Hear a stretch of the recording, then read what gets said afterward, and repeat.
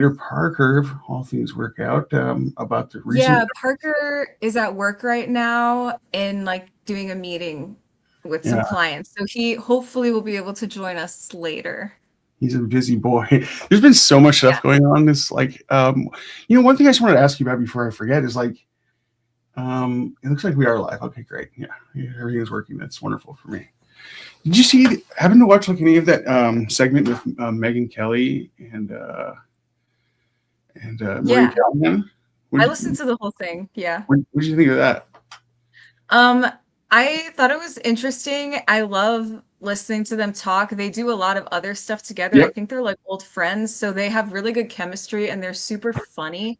Yeah. But I will say one thing about it was that Marie Callahan, as I like her a lot, Yeah. but she didn't update all her info. So there were these moments I was having where I was like, somewhat frustrated by that. Yeah, With there that. wasn't really a whole lot going on there. I just wanted to say hi to a couple of folks, Joan and Christy in chat. If anybody has issues with the sound, I like almost was like freaking out because of my mic beforehand. So let us know if there's any issues with the audio, and we'll navigate it if possible. But yeah, they are like really funny, really mean, sometimes too over the top. That's kind of my opinion, but yeah. Do you mind if I close this window real Oh yeah, quick? no, yeah, yeah. The sun just right as we started, the sun lowered, and now it's Yeah. like in my eye. Well, you're lucky I to will be have this right on. back. Oh, thanks, Christy. That like helps me like feel like things are going to be okay because it's just always something with the technical stuff. But yeah, that's kind of how I came onto this case was Maureen Callahan, and I think most people that are familiar with the Keys case will be familiar with Ms. Callahan. She's a fascinating lady, and I was just doing some reading about her. So I was thinking eventually about making a video about her, and I don't know if anybody's ever really made like a Yeah, YouTube vid about her, but she worked at like Sassy magazine when she was 17. You ever read any of those kind of regs? that's so funny. Yeah. She has like I don't know a lot about her background, but I watch like her show sometimes, her podcast, and she has like a wide range of interests Yes. and like there's a lot of commentary on all kinds of stuff. So I think I would love to watch you and her talk. I think that'd be really cool. I have had so many things that I've thought about like that would be great. Joan, you're having trouble.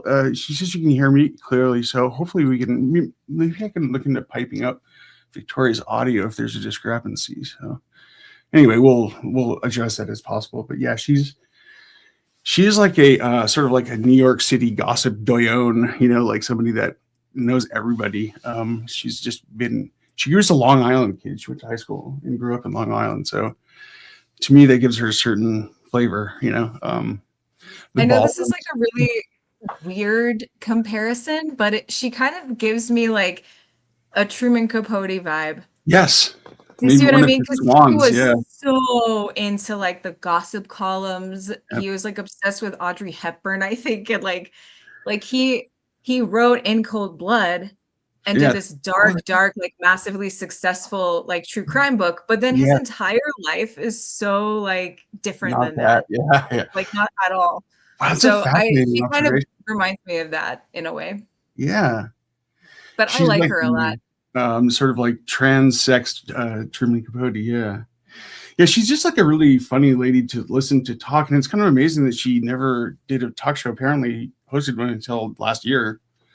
She does a show called The Nerve, which is how I started following the Royals, by the way. Like I never did that before. Do you engage in royal watching?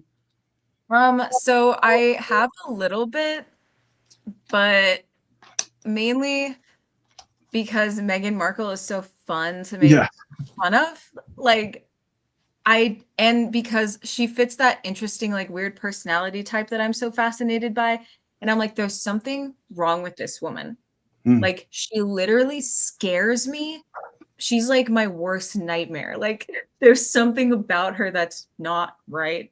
And Mm. so I went down this whole rabbit hole with her like a year or so ago. And yeah, she's an interesting character for sure. I think one of the reasons why like so many people come to true crime is like they have somebody or like somehow connected to like a Meghan Markle type and like they want to understand it. Like I've heard so many people tell a similar version of that story. One thing I want to make sure that we set up though is like we are eventually going to talk about some Israel Key stuff. You guys released like a whole trove of data. I don't know if we really like intro that properly because everything was kind of hectic, but you know, such is life. Good. Yeah. But yeah, do you feel like getting into keys or do you want to just keep talking? I can talk about like there's so many things I want to know about, like from Maureen Callahan. Like I feel like she has the best idea of like what the terrorism angle is in the case, for example, in the Keys case, because she was the first person through the door on a lot of the freedom of information stuff. So I guess there is a connection there at least. Yeah. I was curious about why, like she said that she still believes that Marlene and Cassie Emerson were victims, and Right. that I thought that was strange because that was solved this past year. It So was they got attributed the to guy. somebody else, or okay, yeah. Just to set up again, because Joan mentioned that it wasn't exactly clear. We're going to talk about Israel Keys, and there's been a couple of interesting developments in the case lately. If you're not aware, he was an Alaskan serial killer who's very mysterious and died in 2012, late 2012 in prison after being captured earlier that year. I think that's the timeline. But he's still around in the news, sort of lingering a la a Jeffrey Epstein type thing because he's so strange. People still have a lot of questions. And so one thing that happened that's very major that we were going to talk about because it involves Victoria and Parker is that you guys just decided to release a huge trove of Freedom of Information Act documents. Maybe you just outline like what's in the document dump? Okay, so that was kind of our like Christmas gift surprise. So this past week, we made all of the files that we have had on our site, crimeculturemedia.com, public. So even if you are like a free subscriber, you can access all of them. This is thousands of documents. So and they're from all these different agencies. So they're from the Anchorage Police Department, the Anchorage Department of Public Safety, the Texas Rangers or Texas Department of Public Safety. We have them from the Vermont Police Department, the FBI. So all these different agencies, like the files have been kind of spread out, which is why it's taken us so long to collect so many, but we've made them all public. And then we recently, this past week, also got, or I guess a week or so ago, got, with the help of Nina Waldman and Sarah Latshaw from Last Known Contact, we were able to secure the files on Key's prison, like his experience in prison and his death. So those are all of those like crazy cell photos that we released. So we got those from the Anchorage Department of Public Safety, and that includes a bunch of audio interviews, some PDF files, and photos. And all of those are free. So yeah, that was our big announcement to everybody, was that it's all available on our site. Yeah. Chrissy's saying that she loves your channel. I love your channel too. It's like one of the first things I really hit on the Key stuff, and like I never would have learned as much as fast as I did if that place didn't exist. There's, I think, like one thing that people might not totally grok about this, if they haven't had to interact with the freedom of information stuff, is just how much work it is. It tickles me to no end that like the little details of the Alaska public safety and police union, but like what was that process like to like start filing Freedom of Information Act, and like maybe if you could just kind of outline that for people that might not know much about it, maybe that could help. Well, a lot of it to me is somewhat of like an educated guessing game. Yes. Because I would think, hey, the Anchorage Correctional Complex, okay, so they're connected to the police department, right? Okay, so, but he wasn't arrested in Anchorage. Okay, so then that's Texas. Yep. So then there's this little place in Texas, but then he moved federal. So there's like, you have to think of like, are you going to apply to like a state agency or a federal agency? Because then the FBI has different branches in every single state. So And it's just that. It's like I remember sitting down and writing every single possible agency in all of the states where the files could be. And then I just start checking off the list and going to their website and Googling like public records request, insert agency name, and going to their website and scrolling around and looking to see like, where can I do this? And then clicking public records and then like doing that. And like sometimes you get emails back and it would be like, this doesn't exist. Sometimes you would never hear anything back. That's the FBI. It never, I think Yeah, once, like they a suck. year after The feds don't applying care. for something, I got an email back or a letter from the FBI that was like, these are not available. I dealt with I the knew FBI they for were. like a decade trying to get files from them, and they just don't. They're not responsive just in general, and you have to really like you get in lawsuits with the government asking for documents that can go on for eternity. It's just That's what Maureen did. yes, it's insane. It's really frustrating because you can have the best laid plans like you just described. The fact that you were able to do that from scratch is kind of nuts. And it's just arbitrary whether or not the agency wants to get back to you. If they drag their feet, then you just kind of have to try to hold them to account. But it's the remedies are different in every state. It's or for every agency, even.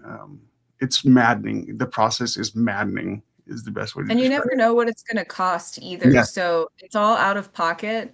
They could charge you $300. They could charge you $40. Like you never know.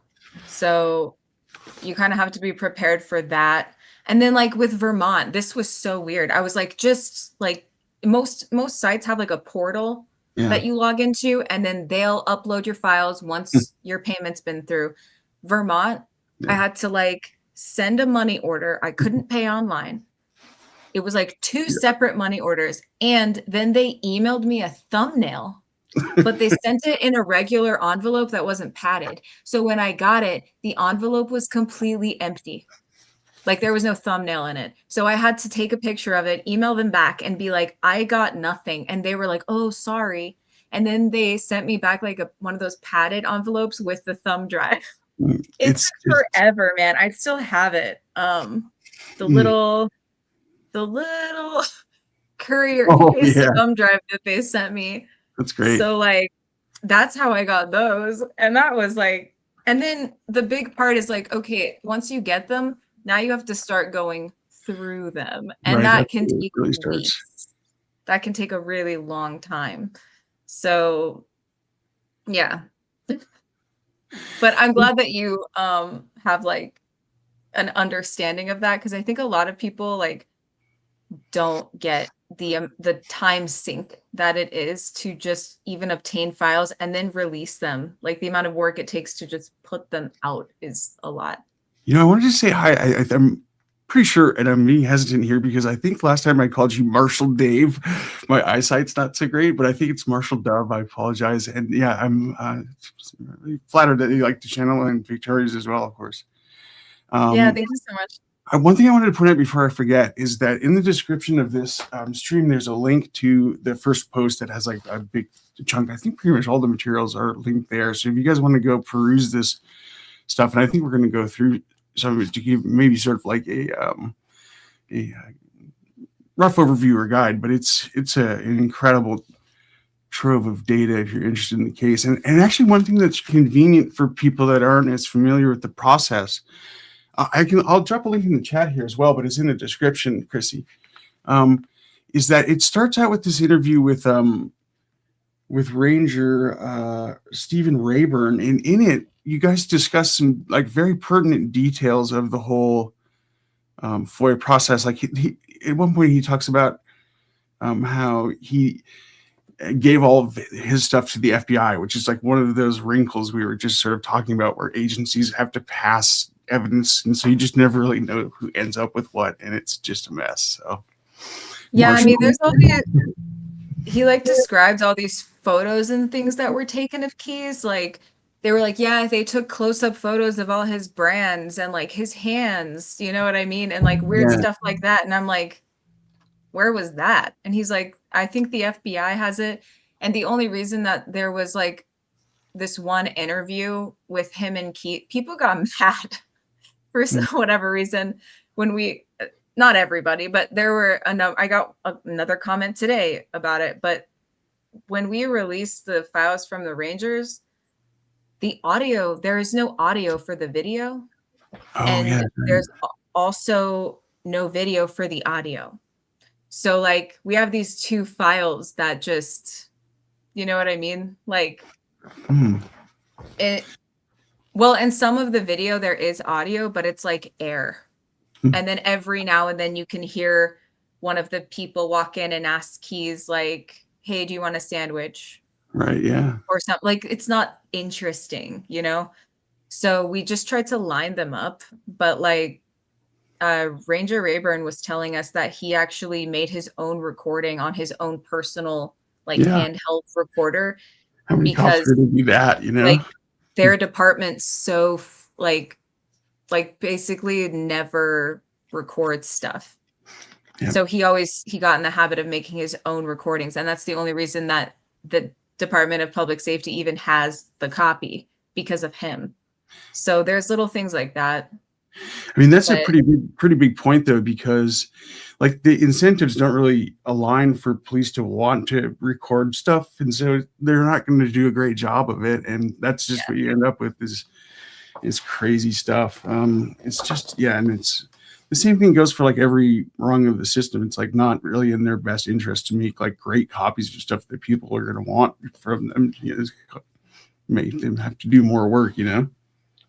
yeah, I mean, he told me that there was another interview that they did that's not in the files anywhere. With Keys, like And in Texas. yeah, Wow. they like went into there was nowhere to sit. Like there's no room to sit in. It was after they had transferred him from the main holding location to a new place where he waited to be extradited. And like they had to like take out folding chairs and set up folding chairs in a circle and sit with him in these little chairs. And like they I still have not heard that interview that they do with him. It's not available anywhere. Yeah. So like there's a lot of stuff like that that Yeah, I don't think that like a lot of the people that like watch true crime stuff necessarily had the experience of like being in like a police bullpen for like a very busy facility, and it's just you know, it's just a real mass of humanity. Chrissy is commenting that she couldn't believe you were able to get those photos. Maybe I guess we could talk a little bit about the process of that. Like, wasn't that just one of those things that just sort of eventually rolled in after like a long time, or what, how did that go down? So, you know, I first heard that those photos were available because I was wondering where to get them. I filed for them, but it was with the wrong agency. Yeah. So I never heard anything back. And then you remember that that podcast Somewhere in the Pines? Yeah. So Nina from Last Known Contact like did an interview with them. So she told me about them. Hmm. And then they were, I don't know where I think they're in Washington, but they somehow were able to go in person apparently and look at the pictures. And then they said that, and they said this was the FBI. So I'm confused about all of that because, you know, the Anchorage Department of Public Safety is where we got them from. But anyway, they said that they weren't allowed because of FOIA restrictions to publish the photos. So they had a painter, a friend of theirs who was a painter, they commissioned her to do a painting of his cell. So that's where I was like, okay, so first of all, these photos exist. That's Which nuts. I think we all already knew. And and you can get access to them. So those are the two things that I knew. So then I just started trying to figure out like, where are they? That's the And crazy. then and so that's why I was confused on why they said that, because I was like, were they lying? Because like it's not a FOIA restriction. If you get released photos, like they're public then. So I don't know why they said that. We actually, after we received all the photos, we have gone back and edited our ebook and our documentary to reflect the new files. So those are in the documentary now if for anyone rewatching it or watching it for the first time. Yeah. But So that was weird. And yeah, so then like after seeing that painting, like over a year went by and I still hadn't heard anything about it. And then Nina told me that someone on like Reddit had like posted a couple pictures of the cell. Nina from Last Known Contact, the website that features the amazing timeline. And so I was like, okay, so they are available. And then her and Sarah, they created the site together, told me they sent me like a couple files and like basically were like, these are from the Department of Public Safety, not the Anchorage Police Department. So then I went and filed with them. And this was the quickest turnaround that I've ever got on files. Like they got back, they were pretty quick getting back to me. Anyway, so that whole process probably took like a year and a half from like trying to figure out how to get them. Yeah, so it's a lot. Like you can't give up. If you don't get something, you need to keep asking for it, is what I've learned. Yeah, squeaky wheel gets the grease. I mean, that really is how it goes in that world, you know, because you just get knocked down like over and over again as a matter of course, basically. Yeah. It's unreal. Yeah. So yeah, I don't know, but they definitely left stuff out. Like you can see in the numbering of the images that they're skip numbers. And I think what they left out are like full images of Key's body. Like they skip numbers to like a close-up tag of the body bag, and like they crop out his, you can see like his head or his bloody hand in one photo, but like they're not going to show that. So it's very much like like a web of associations, because like with each new document you get, you're building sort of like a picture of what else might be out there. And yeah, and it's such a difficult there's people that I interviewed a guy that did FOIA stuff against the federal government like years ago, and it's like you have to really be a detail oriented person, to say the least, you know. And the way that you write it, like you can't just be like, what up, this is what I want.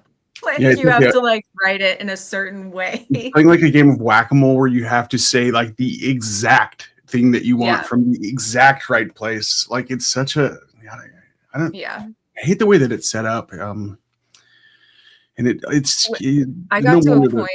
Let's go for it. Yeah. Sorry. No. I didn't mean to interrupt you. I'm sorry. No, I've bin this stuff is like, yeah, please. It is like a game of whack-a-mole pretty much. Yeah. I definitely want to hear what you have to say, because I'm just going to be being angry about FOIA for no reason. So please.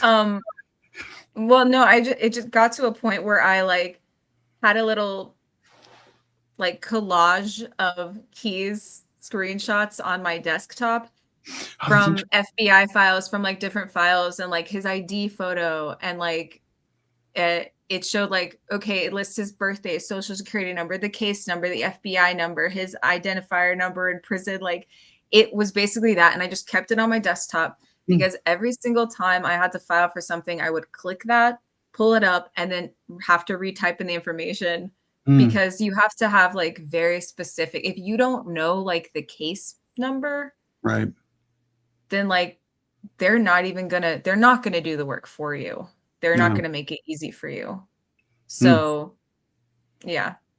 And then a problem arose where you're filing for like state records, but the case number is the FBI number. So then you're like, like it's annoying. And some states make you jump through extra hoops if you're a non-resident and that sort of thing. So sometimes you have to find like a proxy, or just, I remember, I don't know if that still goes on, but the states have such varied laws. And I actually think this is why like the whole Florida man thing exists, because Florida has the most open records laws. And so you always see their cases, but other states, I think that's maybe why they have a PR problem. So I don't know. Maybe that What's also. your like overall experience filing for stuff? Well, like I started out totally naive to it, because we didn't deal with federal stuff very much, but I happened upon a case from the early 80s in my hometown where I'm at now in Juneau, where a couple got murdered downtown, and Alaska didn't have a crime lab back then, so the FBI was involved, and that's Oh. what I learned about FOIA. And so, through the FOIA stuff, we learned that there was a whole Office of the Inspector General report into the flaws with all sorts of different forensic sciences, but specifically hair and fiber. And so that was like my life for like years. It was, just like, because there's tens of thousands of those cases, right? So there's like spreadsheets full of them. And then you're trying to figure out, like, did they even get back? Like, because in a cold case like that, if there's some kind of like real big issue with the evidence that's found, like they're supposed to tell the defendant or their attorney. Otherwise, it's what's referred to as a Brady violation. They didn't turn over, like, possibly exculpatory stuff. So yeah, that kind of stuff is a real web. It's on different, the stuff that you're doing is so granular that I think you would be able to do what I was talking about very easily. So, but it's just the scale of it so massive, and there's a lot of wreckage in the wake of it. So do you watch Breaking Bad? Did you watch it? I've seen it. Yeah, definitely. But I don't think I've seen like the whole series or anything. Yeah. Do you remember the magnet scene in the evidence locker? I don't know. They were trying to get a piece of evidence so that they wouldn't get caught. And they use a giant magnet in a truck, like all these magnets piled up, and they drive it next to like the wall of the like police station where the evidence is, and like it ruins all of the digital evidence in the police log. It was just funny. But like as I was filing for stuff, I was just like imagining that, and I was just like, there has to be an easier way, like magnets, like I don't know. Yeah. But yeah, it's definitely tedious. It's very it's hard. Yeah. This is actually an interesting question, because if you Google Keyes, there's like two photos of him. There's like a couple, like a mugshot and the photo with him in the jacket. I mean, there's probably others out there, but like I've seen other ones like from video stills. But JMass 8895 was asking, are there any home videos of Keyes out there, social media photos? I know you've unearthed some interesting stuff, so maybe you have I have not seen any home videos of him, and I feel like that'd be really interesting, because when you see him, like videos of him, his face seems to like change.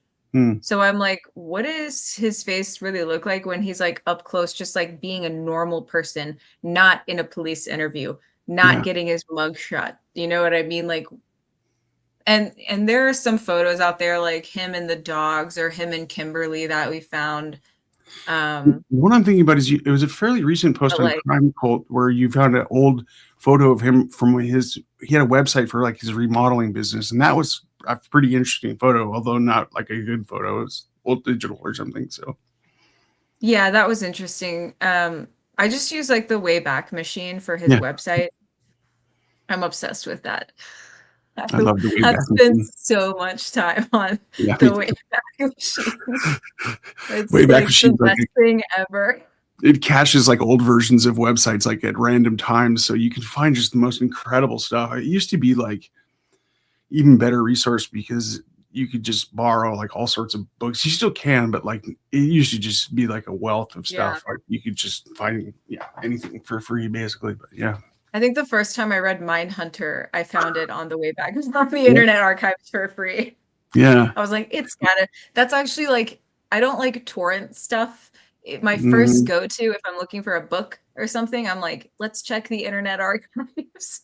Because if it's old enough, it might just be on there. Sure. Like, for free. Yeah. So that's the first place that I read it.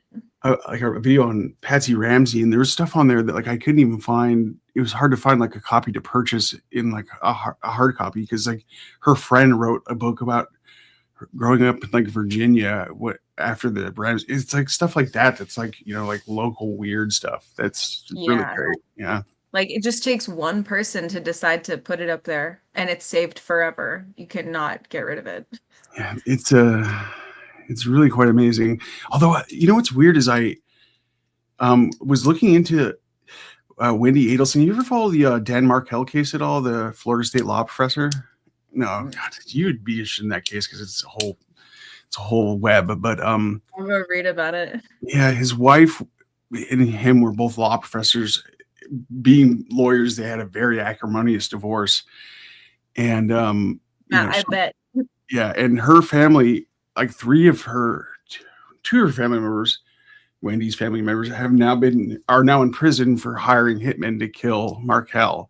And there's been like a Wow. series of like 5 trials about this case. Anyway, Wendy had a website at one point, and I tried to find it, and it wasn't there. And she even like anyway, it's a whole thing, but it made me wonder if you maybe can pay to get stuff off there because I was like, where is it? I think you might be able to, but it's like a whole process. Like, yeah.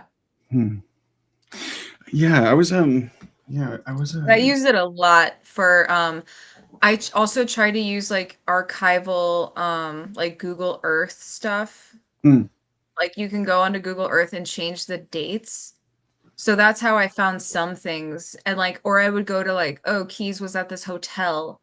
So I'd right. go to the hotel website and then put it all the way back. Like when he was in Israel and Tel Aviv, I had to go to the Hilton Hotel's website in Jerusalem on the way back machine from those dates. And that's the only way I even got images of like what his hotel room might have looked like then. Because that's another thing making a documentary is like you need as many visual elements as possible. And our budget was like whatever we could afford. Sure. So I tried really hard to find the best possible like images that made sense. So something I wanted to mention earlier is like you really get the impression from watching your stuff that like you just put a lot of care and attention to detail in it. Like I was just thinking about the way that you married the video feed and the audio feed for the Texas stuff together, and just little things like that. Like you just, I don't know, I care about it. But somebody was asking, and it's something I wanted to ask as well, because we talked briefly about the book that you wrote, and I was actually looking for a copy of it, but maybe I'll email it to you. chat. But yeah, what other cases interest you, Victoria? DBFRFR wants to know. I got really into the Black Dahlia case. Oh, that's in the news. Yeah, but people get mad. Yeah, like I got arguments on the internet with strangers because everyone has like their own theory on that, and I really, really think that it's Dr. Hodel. I like so strongly believe that after like delving into it. Maybe we could skip you out into that real quick, because his son wrote a book accusing his father, Dr. Hodel, of murdering the Dolly. Is that correct? I'm not super familiar, but a little bit. Yeah. Well, the reason I think it's him is because I'm such an evidence-based person. Like if the evidence leads somewhere, that's where I'll be. I don't like conspiracy theories. I don't like theories. I just don't. They don't interest me. So like I really Dr. Hodel is the only person whose house was actually bugged by the LAPD. And in the in the released documents, like the transcript from them bugging his house about Elizabeth Short's murder, he talks about her. Right. Like it's weird. And then there are receipts to like certain specific sandbags that were found near the crime scene that people think were moved. There's a receipt of him buying sandbags the week before, like the exact same kind. Wow. Do you know what I mean? And there's also like there's audio, or there was audio from his house, and part of the transcript too is you hear a woman screaming, a different woman, in like when they were bugging his house. Yeah. And I'm crazy. Like, that's weird. And there were also multiple interviews that the LAPD did, and I know the LAPD is super sketchy, but there were multiple interviews. The part of the reason is because there was the LAPD's like gangster squad, right? That like essentially, yeah. So Dr. Hodel did like illegal abortions.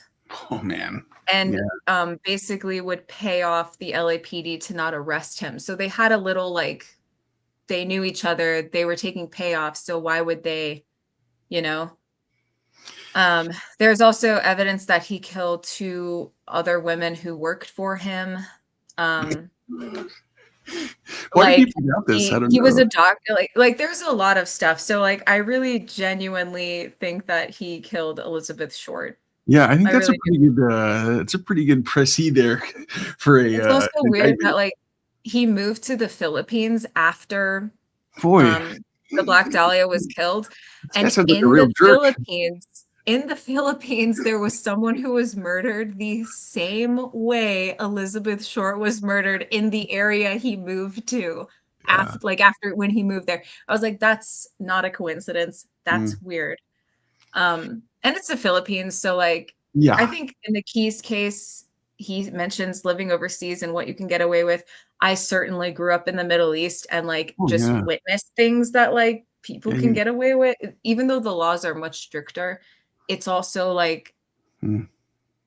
it's Yeah. very classist and it's kind of like I don't know how to describe it, but you could definitely get away with certain things there if you're a wealthy expat.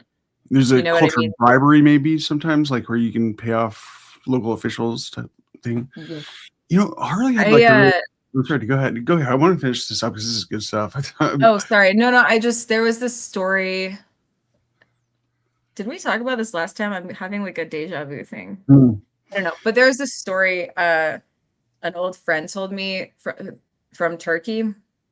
And he was in Turkey and just talking about like what he witnessed there. And I saw similar things happen living in like Egypt and Jordan, but there's this young police officer, and he pulls over this guy for like drinking and driving, and the guy hands him money, and the Mm. police officer says he's not going to take it because that's a Mm. bribe.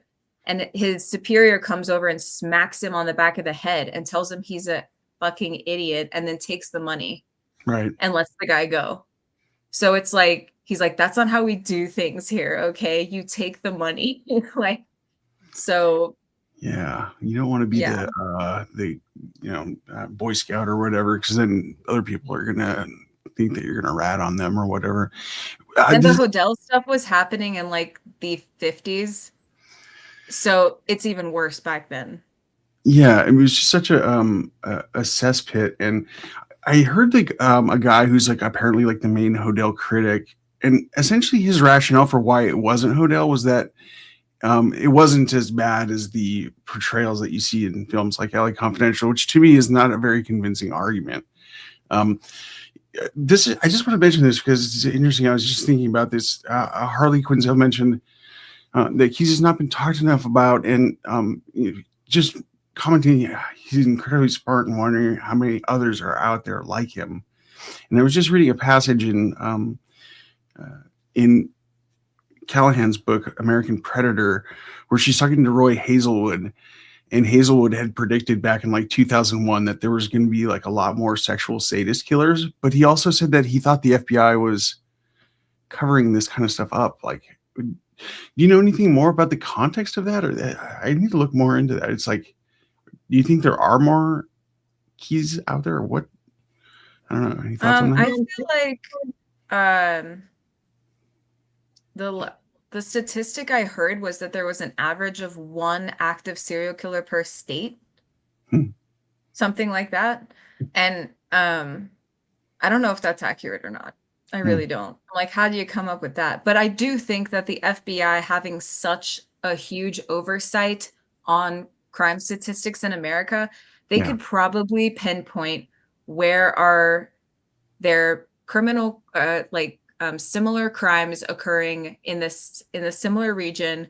But the thing is with like Keys is the traveling aspect, because there Yes. could very well be people like him, but the biggest thing Ooh, that's a good point. is the traveling. Because like how do you know, like you could statistically, what if there's no body and the person's traveling, like Yeah. how do you even begin to detect that? I don't know. I don't think you can. So I Man. feel like it's how do you know? Like how do we even know? I feel like I mentioned this website like pretty much like every other stream, but there's a really fun website called Murder Data. Not fun, fun's the wrong word, murderdata.org. It's called the Murder Accountability Project, and they have like a database where you can try to find uncaught serial killers. But they have really interesting reports as well about why clearance rates for murders have been going down. But that really kind of blows that out of the water because yeah. And the other thing is like maybe the context for what serial killers do has changed. Yeah, there's a lot of really interesting stuff to talk about there. Yeah, I'm just really interested in the whole idea of serial killers because they seem very peculiar. I don't Yeah, know. they're so like weird. Like I can't even imagine like you not only have to want to do that stuff, but then you actually plan it out and do it. Like it's just so like their brain just doesn't even it's hard to even comprehend how a person's brain could work like that. And then they do it and then they have to get rid of the body and there's no like remorse over it. Like I just it's mind-blowing. It's literally mind-blowing. Like sometimes I get a headache thinking about this shit. Mm-hmm. Like I'm not even kidding. Though there are some people like Jeffrey Dahmer talked about how the worst part for him was getting rid of the bodies and he would have to get like really drunk. Yes.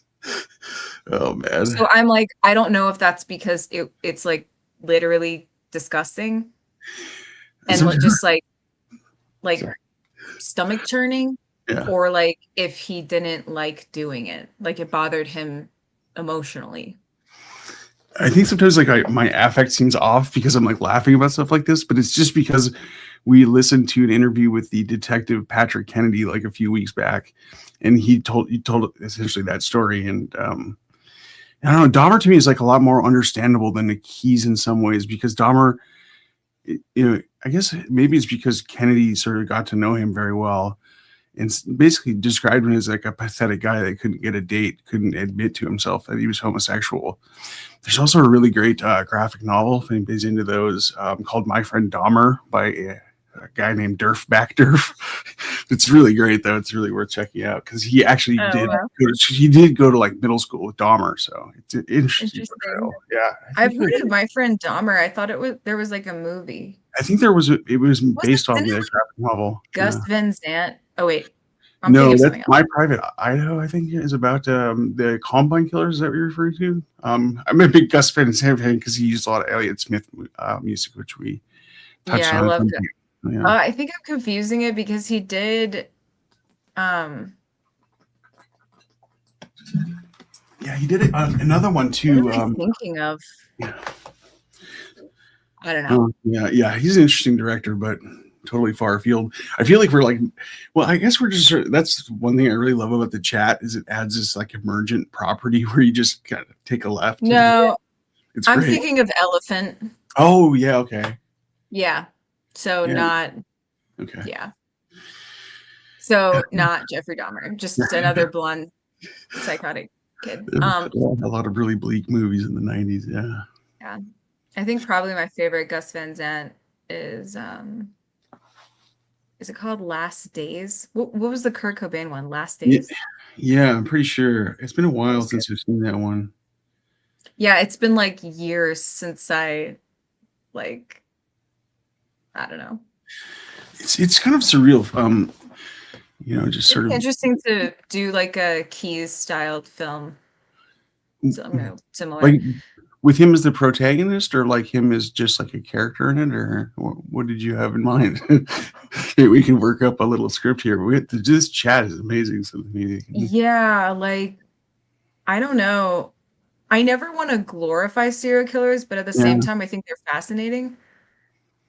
So I don't know. It's a hard line to walk for yeah, sure. And then if mhm, you're making a movie, like it needs to be entertaining. sure, So, and you have to make it like it's about an incredibly evil mind. So, what angle is it from? Is it like an FBI type angle? Is it from, you know what I mean? So, actually, I've thought about this. There's like a bunch of different ways to do it. Someone apparently actually wrote a key script and like uploaded it on like some website. I remember reading it like a couple years ago.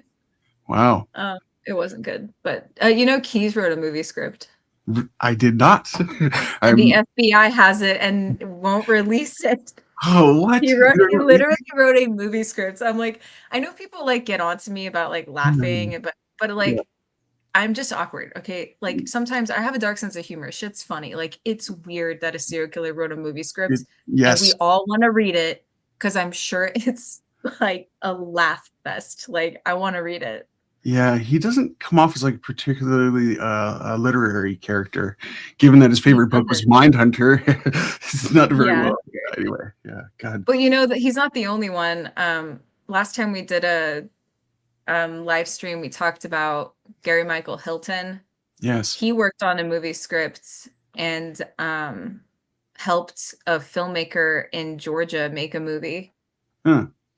Um, There's a real weird underbelly to the film industry. Like the Wonderland Murders is the other one that I think of. You know, I guess it was involving oh the my porn industry. God. Yeah, Wow. Dude, I haven't watched that forever. Was yeah. that There's a those were recent crazy crime interview. scene photos.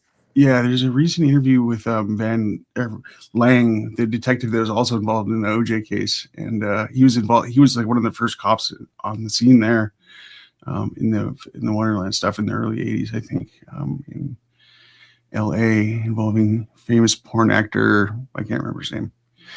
Man, there's so many great questions here in the chat, so I'm just like kind of paging through, checking in, making sure that we're.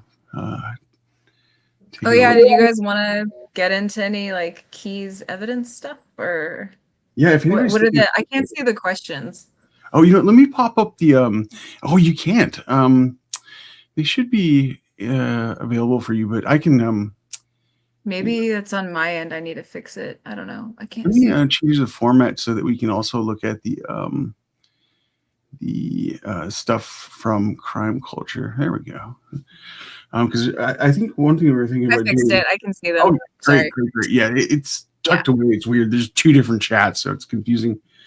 I think we talked about we barely touched on the Stephen Rayburn stuff. And one thing that I noticed there is like you guys were like so attuned to the stuff that your community was asking for, and he almost seemed like surprised or impressed that you're so specific. Must have been from your FOIA training, I'm guessing.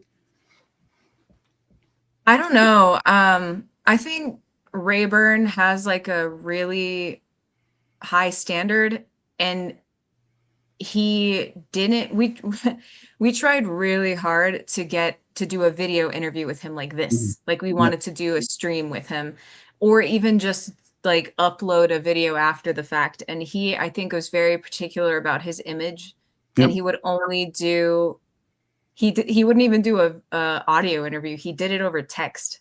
Mm. It was I remember it was like 10 or 11 PM and I got a text back from him and I was so tired. I was like, I'm gonna go to sleep. And he was like, well, let's just do the interview. And I was like, oh, Hmm. okay. Should I call you? And he's like, we can just do it through text. And I was like, oh. So that it literally I went to sleep at like 4 in the morning. Like it was so Wow. but that's how we wanted to do it. Wait, did I answer your question? I don't Yeah, remember. no, you did. Yeah, yeah, yeah. I just noticed we got a But $20 he's super chat. really That's awesome. he's a very cool guy. Yeah, I would. You know, I don't think I've ever gotten a super chat before, so I'm not sure. That's amazing. Richard Bradley really wants to know what is the prevailing theory as to why Key's FBI files are still sealed. I'd love to hear your thoughts on that because I am puzzled myself, Victoria. I try to think like why files are sealed based on what they have released. So, based on what they've released, there's a lot of ruled out victims' names. There's a lot of copies of photos. There's a lot of stuff that we already kind of know. Um, so I try to think like what on earth is really like worth not releasing, you know? Because the case isn't even like who's still working on it. Like, Yeah. is the FBI actually actively working on a serial killer case where the guy is dead and can't give them more information? So, like, my only guess is the main reason stuff gets redacted is because it's personally identifying or because it impacts an active case. So if I think they're claiming that it's still active. So there could be, you know, other leads that they had on other victims. Sure. I don't know. I think that if the FBI really knew that knew Key's other victims, they would work to solve that and that information would be out. Like I cannot imagine them knowing names of other victims for certain. Like they certainly know this. And then Mm. they're not for years, they're just not giving the family closure. Like it's not part of the public record. They're not like, why wouldn't they, you know? What about Um, Callahan's? She raised the issue that there may be a terrorism angle. Do you think that's valid, or is that maybe just a pretext?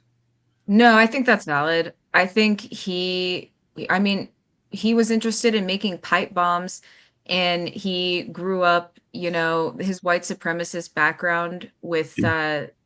the Timothy Kehoe brothers? McVeigh kind of character. I'm Kehoe's? like, and even reading his like uh people call it a suicide note, but I really think that it was just some like of his random writings. Like I think he wrote a lot in prison. That's another thing.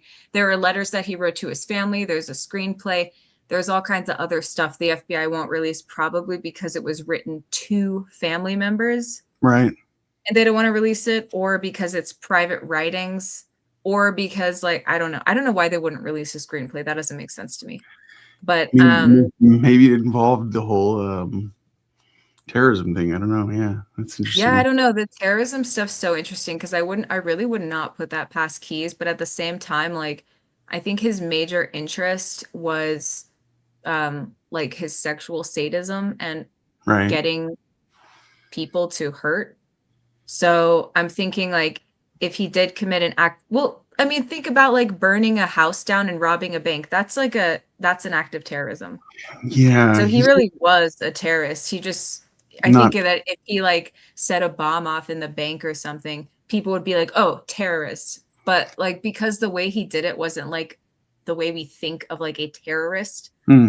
then he I don't know, wasn't isn't like conventionally classified as one, but I would say that starting a massive fire in a small town, burning Yeah. an entire house down so that you can go like rob a bank, like that's terrorism for sure, I think.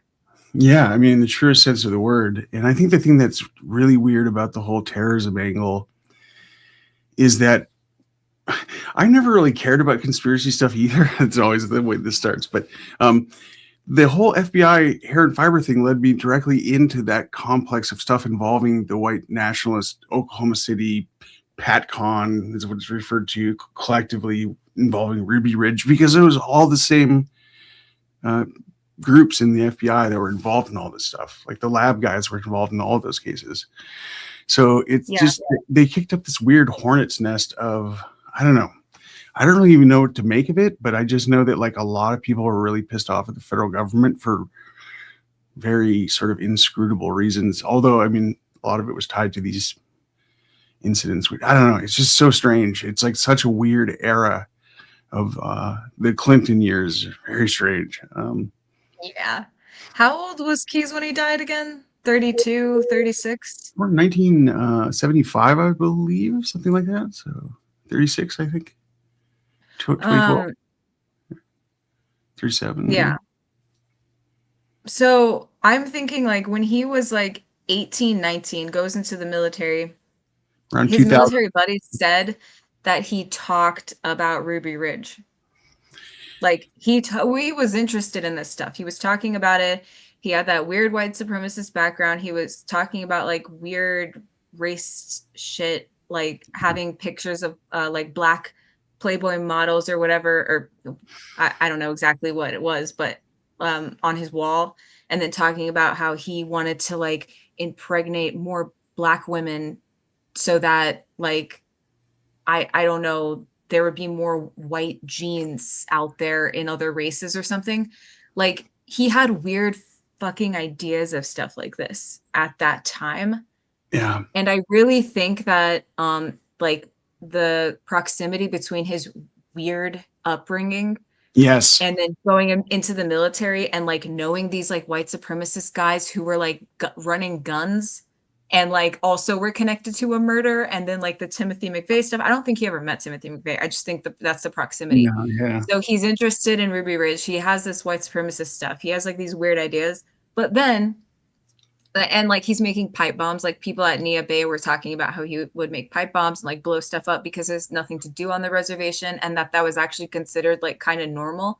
So Yeah. I feel like he found a place where he could operate, one in the military where he had a license to kill, and he's with a bunch of other 18, 19-year-old men who are like all this testosterone and youth and like rage. So that stuff's normal. Yep. And then you're on a reservation where there's not a lot to do, and like alcoholism and like drinking and blowing stuff up is also kind of normal.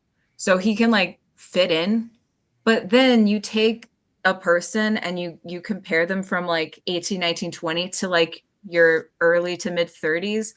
I think the terrorism aspect may have like fallen off more. I think he was like more became like the lone wolf type where he was just interested in like the serial killing stuff. Does that make sense? Totally. Yeah. No, So 100%. yeah, I mean, I I don't kind of know. knew a lot of people like that were, because Alaska is a real big zone for a lot of the people that are involved in all these weird things like sovereign citizens and nationalist stuff. More if it's up north than where I am, but like, I was going to say, like, it was just kind of in the ether back then, a lot of weird stuff.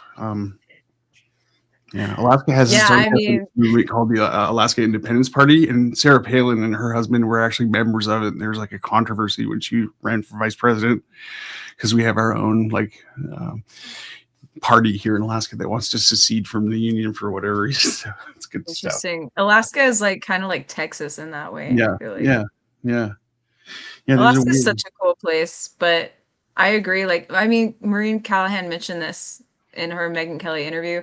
She was like, there's a lot of weird people who move up there to get away. Yeah, I'm sure you've interacted with a lot of them, Leo. I'm sure you'll be like, there's something wrong about that guy. Like, it's so true. But it was more in the 80s and 70s and 80s that was true than now. I mean, it is. I'm sure has to be to a great extent now, but in the 70s and 80s, like you could come up here like not knowing anybody and go to work like on the pipeline or fishing or something like that and make real money. And anyway, it was a really weird time, to be honest.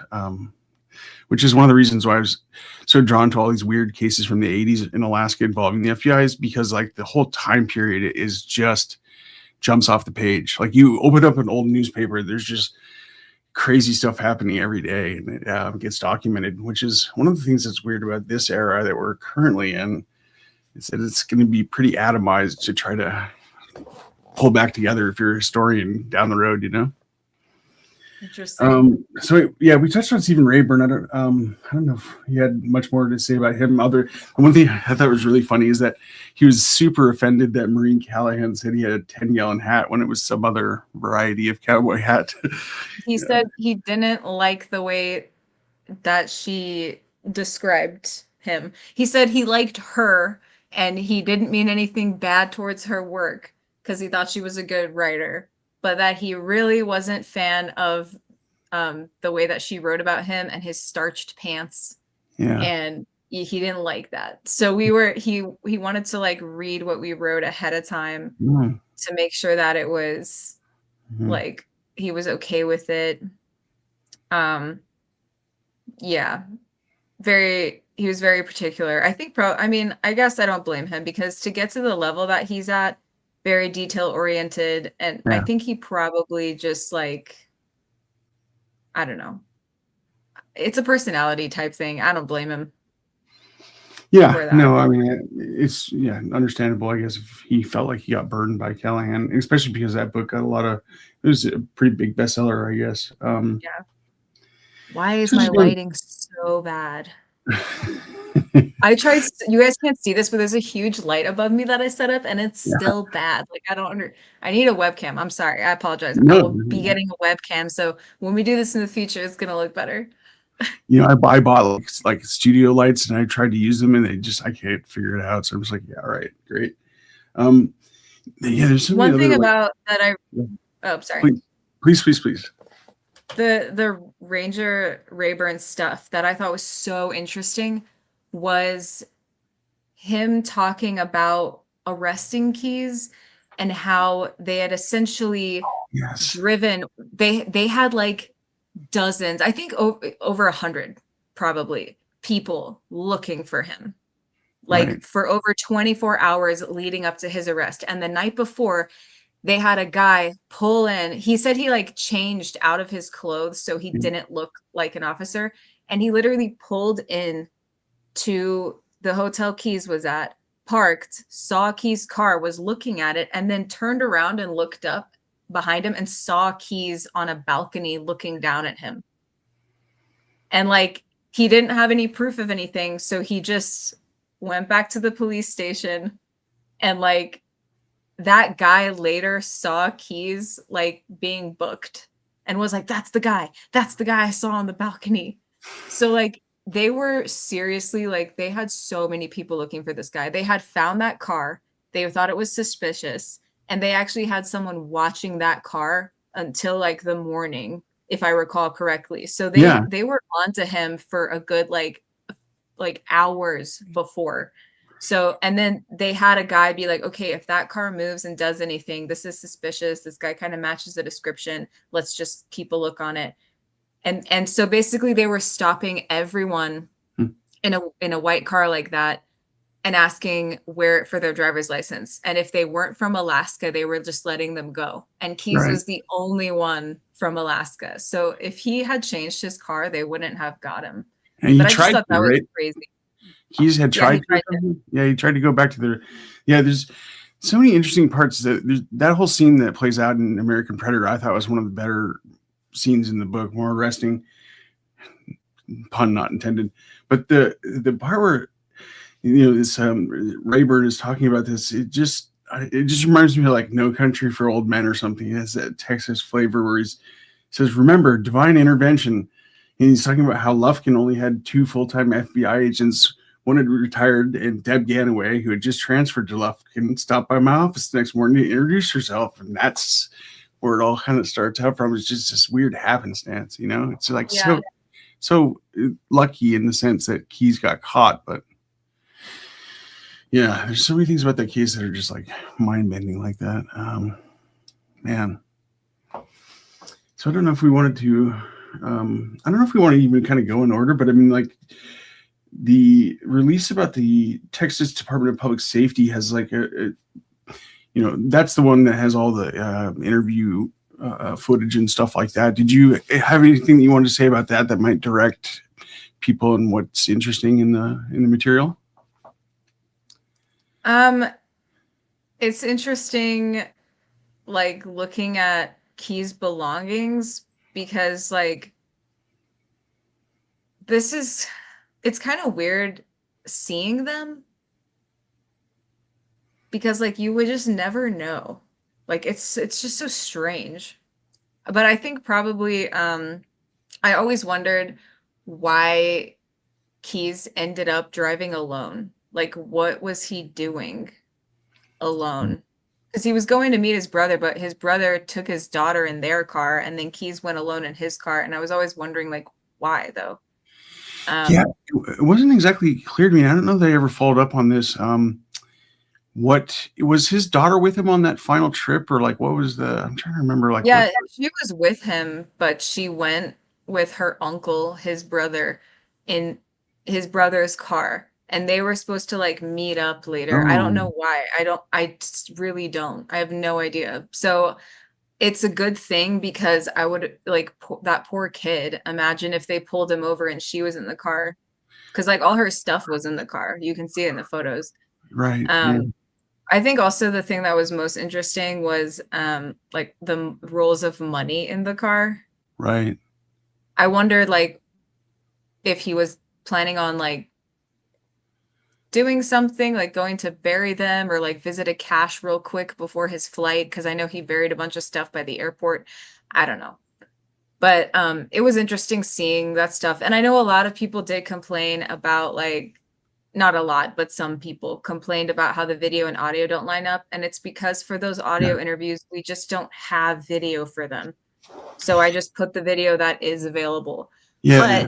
But if you want to go here, if you want to go watch all of the actual video and the audio that lines up, you're welcome to do that. But there's essentially like the officers walk in and ask him for like a sandwich if he Right. wants a sandwich. On a Like subway? it's We're not going to interesting. subway. Yeah. Yeah. The whole reason that you even have any sort of visual and audio married up there, and this is what I was referring to earlier, is one of the examples of your attention to detail, is because you guys went through the trouble of like creating at least a facsimile. It doesn't exactly line up, which is important, to note in that one Texas interview, I think, right? Yeah, Parker was two, like, yeah. just telling me like, you know what? I think that's the best visual aid you have. Like, would you rather watch this while listening to the interview, or would you rather like a still photo? Just to kind of like expound on that, because people are not in the weeds as we are, but there's a one of the Texas interviews has like audio that's not synced with the video, so at least you get to see like what it looks like, but it's not like a real-time sync of the two. I have Yeah. to just get to this. Outdoor Loser 4340 said he used to work with a guy named John Peel, and I immediately was like, boom, that's the God, I'm trying to remember the name of it, but it's an infamous case from Southeast Alaska where 5 people were murdered on a fishing boat. The Investor is what it was called. It is a wild story. Whoa. I know all about it. I have a friend that wrote a book about it. It's so crazy, man. It's an unsolved case from like the early 80s here. And it kind of goes to what I was talking about, where there's all sorts of crazy stuff happening here because there was just money flooding in the state and all sorts of, I don't know. Yeah, low lifes, I I'm guess. looking at it now. This looks crazy. Yeah, it's a nutty case. Yeah, I knew a gal that worked at the paper when I also had a student working as a newspaper person, and her name was Brittany Rutherford, and she was like deep into that case. It was an interesting, fascinating case with a lot of cultural resonance up here. Yeah, wow, man, totally took me off course there, but I had to acknowledge that. That's really interesting. John Peel was the guy who was a deckhand on the boat who was tried and acquitted because there was really, it's anyway, I don't want to get too far into it. But Interesting. yeah, this sort of thing where you're like, yeah, all these weird cases. Can't wait to go to Alaska. Yeah, I live in Juneau, which is like one of the ports of call with the cruise ships, and that's kind of how a lot of people visit. I would suggest maybe taking an overland route because I'm not a fan of the cruise industry generally, but it's My brother used to live in Fairbanks, and I was planning on visiting him up there, but I just never got around to doing it. But a bunch of my family's been up there, so I really would need to go. But Parker and I were thinking of doing a cruise, but if we don't, because I want to go to Canada too, so yeah. We're thinking of just driving because our dog would love it. Yeah. And yeah, it's worth going. I want to go during the fur ronde because like I want to try all the food and eat some whale blubber. Yeah. And like, you know what I mean? Like experience Alaska. Yeah. So yeah. Yeah, it is like interesting. It's a fascinating place. It really is. The other thing too is like it's like such a huge place. Like the difference between like Fairbanks and Juneau is like kind of hard to calculate if you're, because Fairbanks is like a sort of like living on the moon during the winter because the sun is much closer to the Arctic Circle. Like we're a lot more similar to like Seattle or Vancouver than where I'm at because we're on the Panhandle. Where the inside passage where the cruise ship goes. But Fairbanks is a nutty place. It's really crazy, interesting. I went there when I was a kid with my dad because my dad was up there in the 70s making like documentaries about the oil pipelines. That's so cool. And it's just full of characters and interesting people. It's a totally different vibe because they're all real pioneer people that actually have outdoor skills up there. I love that so much. Yeah. One thing I really want to do, this is kind of off topic, but I was obsessed with, for years, I watched Life Below Zero. Oh, okay. And there are a couple people up there or in the show who they still work up there and do like hunting tours. And I was like, that would be cool. Like to go meet some of those people and like do like go hunting or something. Yeah. Where's that set? Is it up? Because there's Like up in Barrow or It's all something like like that? the Yeah. Arctic Circle, Okay. Yeah. like it's up there. Yeah. It's yeah, I've never actually been up like in that area because it's there's a lot of reasons why you wouldn't want to go. Well, like they lived up there during the Yeah. show, but now I think they work like closer to town. Yeah, it's just So pretty they're doing like hunting inhospitable. tours. um, Yeah. it's very expensive, and there's not many options for like restaurants, for example. But Yeah. yeah, if you want to like go, just like get in the stuff. It's yeah, it's really there's a really great book called Firecracker Boys that kind of like gets into the whole lifestyle right around when Alaska became a state, and it's really fascinating because the U.S. Atomic Energy Commission wanted to use a nuclear weapon to make a bomb in like or make a harbor in Western Alaska, and yeah, like these native groups and sort of environmentalists prevented it, and it's a really wild Wow. story that almost happened because yeah, things would be much different if it had. Interesting. Yeah. The history in Alaska is fascinating. Yeah, I think what's kind of oh yeah, you know I'm sorry because I just feel like I can just take like a million left turns, and this was something I was thinking about too, Susan. Didn't the money that was in Keys's car when he was arrested have like bank dye on it or something like that? Wasn't that something that's Yeah, you can see a little bit of dye, but the main thing it had on it was mold. Like oh, it looked awful. I had never There heard was a that. lot of mold on it. You can see it in the photos if you scroll Yeah, and pull them yeah. up. Do you know which one that's in by chance? Is it in the Department of Public Safety It's or yeah, Keys it's evidence? in this one. No, it's in this Okay, article here, but it's there yeah, are so many photos. yeah, I got it. Lufkin Images. Oh yeah, Whatever. the images. Yeah. Yeah, I think cool. it's the other one. Yep, Yeah, the images. Um 500 megabytes. Cool. and We'll get, I thought that was interesting because it does not take long. I mean, they talk about the mold on the money in the interview. hmm. They ask him about it, and it's because he buried him near the airport. And I think that money is from when he robbed the bank in Azle or Oh, yeah. Azelle or however you say it. Yeah, And then right. he flew back to Anchorage to like disposed of Samantha Koenig's body. And then Uh, he flew back to Texas, and I think he got the money because it doesn't take long for that to grow on yeah. on It'd be money. really interesting if I'm sure they must have like mold experts or something because that would give you a pretty interesting piece of evidence in terms of the timeline.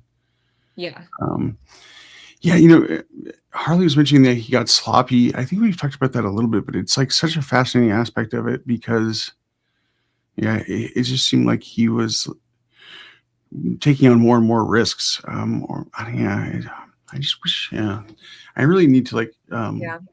completely go through all that stuff. It's just, you know, when I'm not editing weird little YouTube shorts. Have you ever edited shorts before? I'm sure you have, but I'm just curious what your experience has been with that format. So I've tried to edit them with CapCut. I've Yep. tried the TikTok editor so I can repost stuff.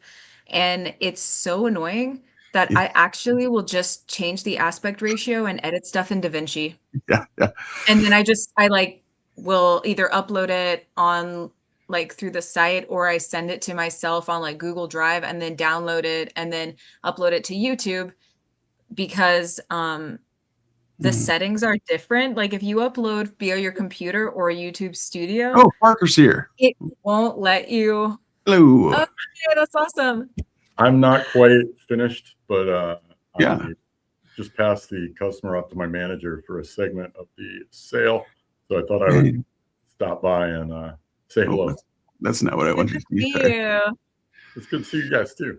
Yeah, sorry, I'm messing around. There we go. There's a good format. Yeah, time is flying by as it always does. Yeah, it's crazy. Yeah, I it's feel always like it's good to been see like that. 5 minutes. Yeah, I always describe it as a wormhole because it really is like, yeah, you just kind of try to keep your senses about you. A lot of great questions from the chat. So yeah, I love The that prison cowboy hat, man. photos. Yeah, I'm glad that it's been going well. yeah. I'm sure we Yeah. could talk keys for years. Yeah. Did you want to touch on any of the evidence while you're here? Or do you have any burning desires to talk about something? Or I don't know what all's been said about it, but certainly it was important to us to get it out there for people. Grateful to our subscribers for covering the costs and more than the Yeah. cost to acquire it. And just it was important to us because of that to release it for anybody who is trying to find victims and who wants to put victims to rest for the families. I'm just grateful that we were able to do that, and I'm grateful to our subscribers for helping us make that happen. I wish that more of the true crime creators out there would do the same thing that we did, because, and I'm going to speak directly to them, it is within your capacity to do what we did. Anybody could do what we did. This is the age of the internet. Information wants to be free. Yeah. And you have the ability to make a huge difference if you can go and get this these kinds of files to release for researchers who donate their time to try and put victims to rest. You could do that. We did it. Do it just like we did. I think it's really cool because it's like planting a seed almost. Like it's just, you never really know who will catch on, to it. Some future researcher will find something interesting in there. Absolutely. Yeah, absolutely. You never, ever know.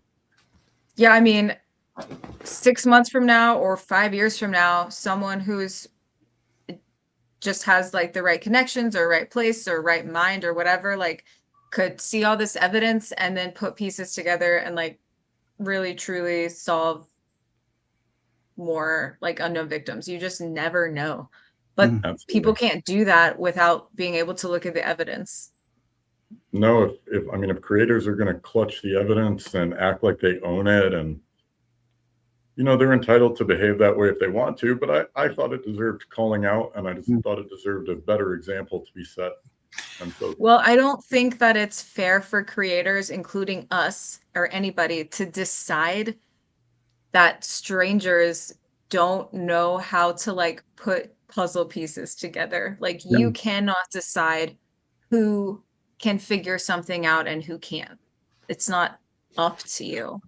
I agree. So I feel like our audience, just, all of our subscribers to crimecult.com, like you're the reason we were able to get it, because like, it definitely all paid for itself. I can't say enough good things about our subscribers. I can't thank them enough for their support, because really we wouldn't have been able to do it if it weren't for you. And so thank you. And thank you for allowing us to kind of make this point. And yeah. One thing I've noticed about like people that are like sort of like gatekeepers in true crime stuff, it's almost like the one ring in the Fellowship of the Rings, where it's like the longer you hold on to it, the more it corrupts you. It's like you just see some people that are just sort of really married to their version of facts. And that's one thing that I've tried not to do, is stay down in any one rabbit hole for too long. I like to move around. It's fun. Yeah, for sure. Susan had a question about why do you think he brought the burner in water when he killed the couple? I wonder if he branded them as a way to torture them. Yeah, mind rebels. But you guys have any thoughts on that? I don't know. Sometimes I think that like the options of like just not knowing, it could be so much more like simple than we think. Because I remember one time at work, because like I used to do work at like nightclubs doing hostess stuff way back in the day. And we lived in like all over the US. So sometimes I would just meet people who had all kinds of different backgrounds, and I would just end up talking to them and asking them questions. And I met this one fireman he started talking to me about arson. Like he brought it up. So I just asked him, I was like, okay, well, what's the best way to get away with that? Like, and he told me that if there is a a radiator or something, some kind Oh, of yeah. burner, and you just knock it over, that's the easiest way to cover up like an intent to cover up arson. So Yeah. one of my first thoughts on the burner was that it was used to burn the house down. But then my other thought would be like, why would someone like Keyes ever care to cover up arson and make it look like it wasn't an arson? I don't think he would care at all about Hmm. that. And You then never another know. thought, of course, is like, He tried to cover up the murder.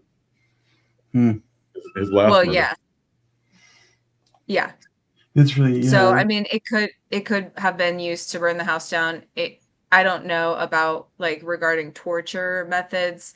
I try not to like think about that stuff because we just don't know, and it's that starts going down a really dark hole. Yes.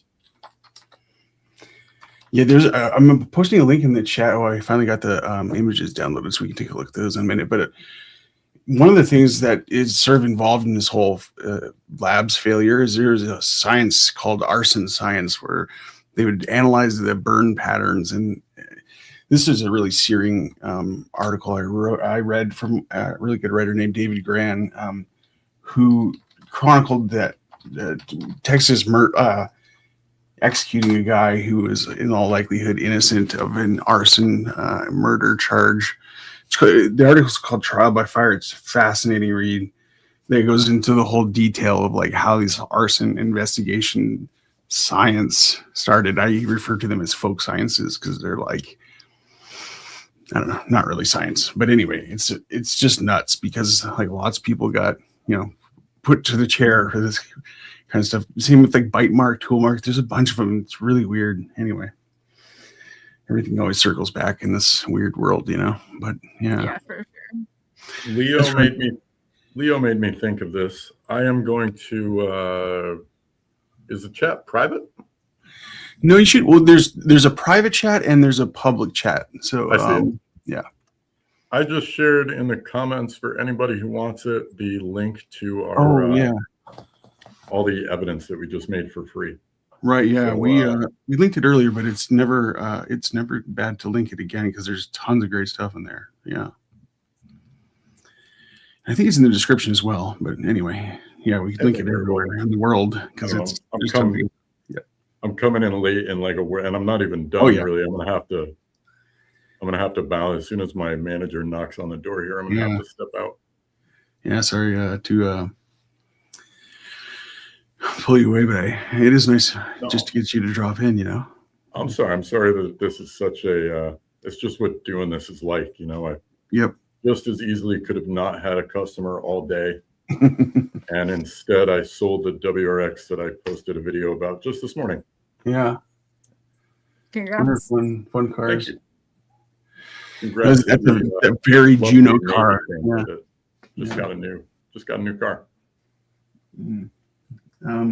So we got these photos, and I think you guys want to take a quick gander at Israel Keyes' belongings? I guess I should get on mic.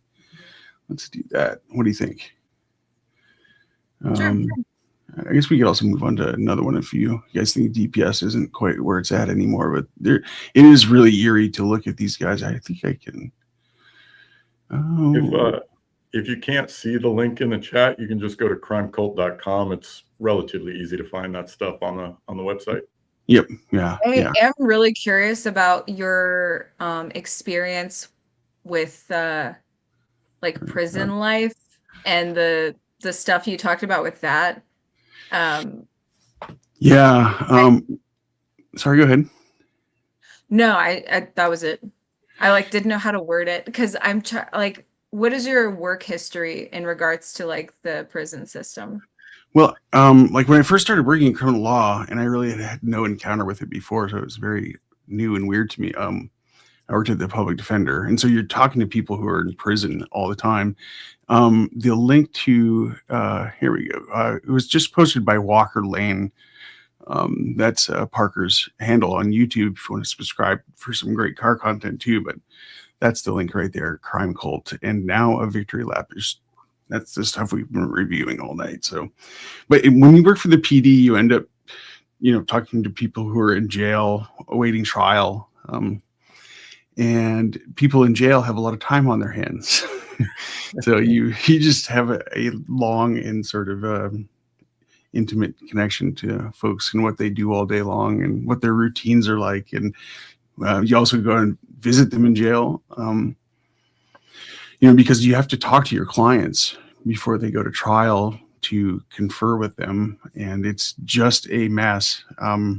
Turns out that prison guards don't really like defense lawyers and their staff, so you end up getting stuck. It's just a very weird experience. And so I'm sure there's a lot of animosity there.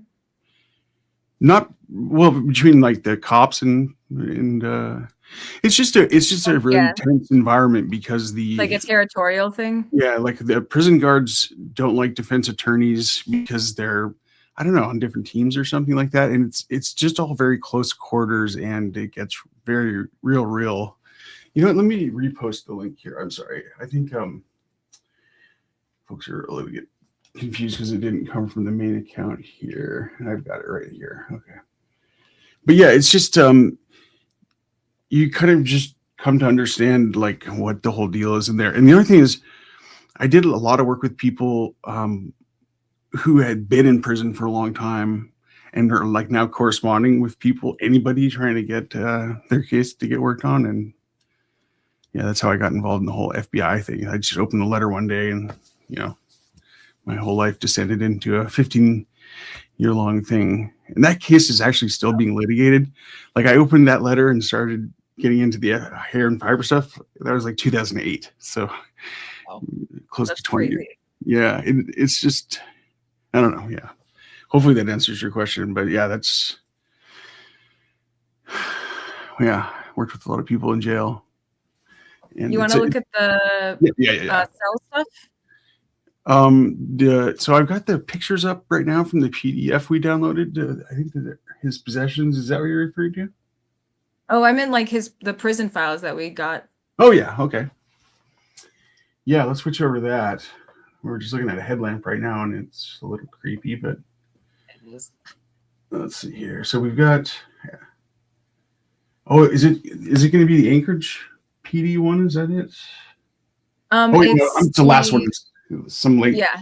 Okay. Sorry. We're juggling tabs here. Okay. Yeah, this is the real, I guess if people are a little bit sensitive to blood, I guess, maybe. Yeah. Okay. Some late keys files. Here we go. I definitely also gave a little, a warning before looking at these. But it's interesting seeing his cell because I'm assuming like this is not normal. If someone ends up taking their life in prison, they're not smearing blood everywhere. Yeah. Like all over the walls. And there's or like filling up milk cartons with it. Like it's a lot. Yeah, there's some weird stuff that he writes on the walls that people have been speculating about too. So maybe we can get some answers on that. Sorry, I'm just making sure we'll check in with the chat as well. But so the first one's just a B3, that's his cell, I'm assuming. And then we see a garbage can filled with some of his effects, perhaps printed out pictures from a prison printer. Yeah, lots of weird stuff in there like that.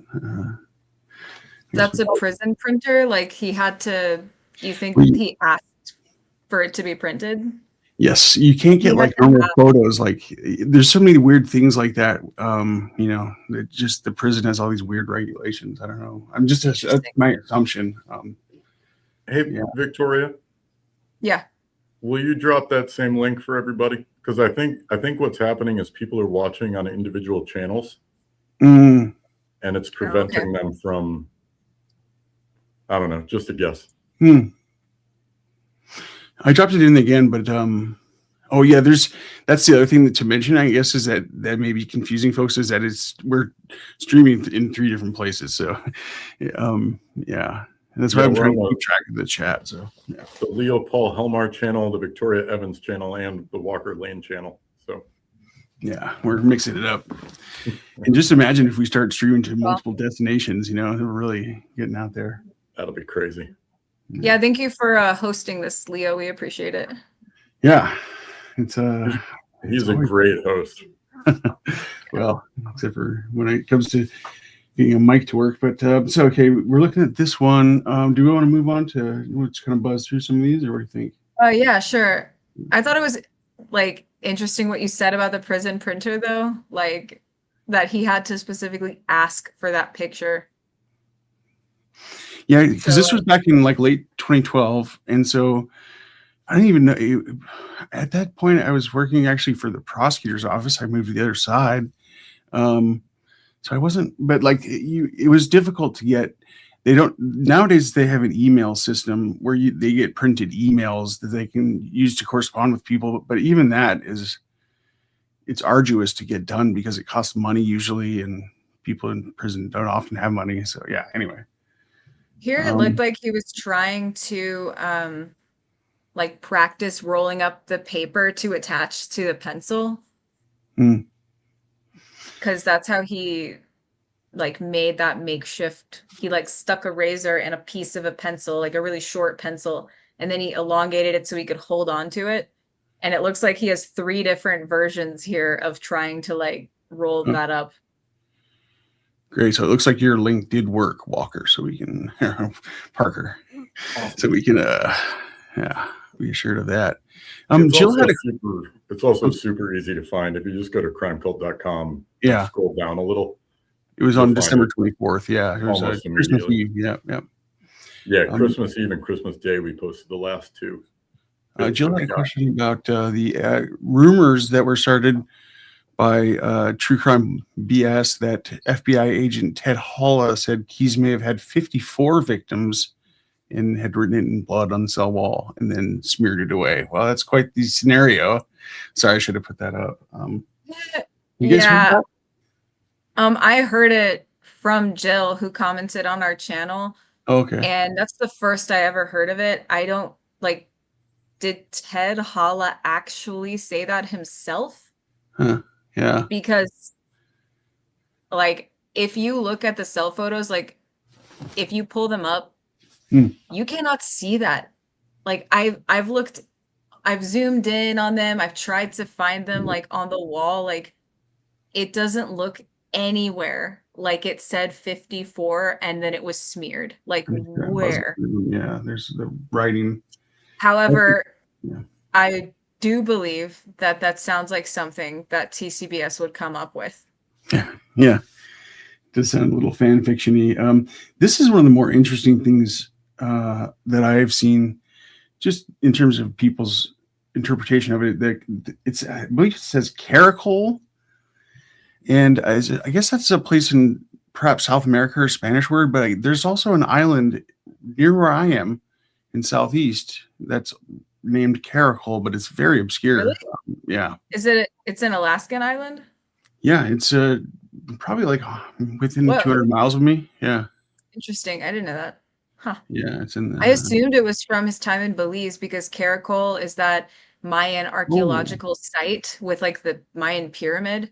And they used to like, they're famous for cutting people's heads off and like kicking them off the pyramid and like building like towers of skulls. And like they have like insatiable bloodlust. Like the Mayans worship blood and death. Right. And that culture still carries on to like modern day Mexico and like just the area of the Mayans. So like I just assumed that it was that from his time in Belize. But yeah, I mean it's I don't know. And then this one says if I kind of buzzed through a bunch of these at once, so maybe we could move back, but I don't know if you, because I just kind of wanted to give people a sense of what the area looked like, just so they could make their own interpretation of whether or not that might be plausible. Seeing his glasses, and also just this is just random, but like the color of his hair being so greasy and gray, I don't know, it just kind of looked like an older man that I would have guessed Keyes was at 36, I didn't think his hair looked gray. Wait, okay, is it? Maybe it's just the coloring on my monitor or something, but it came off to Wow. me as like oddly. It definitely looked like greasy, Mm. though. Yeah, we'll get to it. But This too. apparently people in prison, you either age a lot from the stress, or if you had like really bad habits, you end up looking more youthful because you stay sober and you have to get up early in the morning, and like Yeah. it like puts you on like a system. Yeah, some people kind of like take to it very well, and others, it's very. This one also kind of gives a real vibe just of how pathetic his little world is. Just these Yeah. don't look like a cabin, a Boy Scout bunk or something, but covered with blood and random effects. Boy, that's like real thick blood. So there must be in our artery blood. I'm assuming that's kind of what I'm taking from that photo. Yeah, they said that he cut his arm, like a vein in his arm, and then he was laying on top of it, I guess. But one of the guys interviewing the correctional officer said that he could see the blood through the window in Keith's cell, through the monitor. Like looking at a monitor, you can see the cell, and then you could see the blood pooling through the monitor in the window. So the fact that the police officer or the correctional officer didn't see it became a big topic in the interviews, because they were like, how could you not? It's so much, like it's so much blood. Look at it. And I think that was led to some people to speculate that maybe the guards were looking the other way.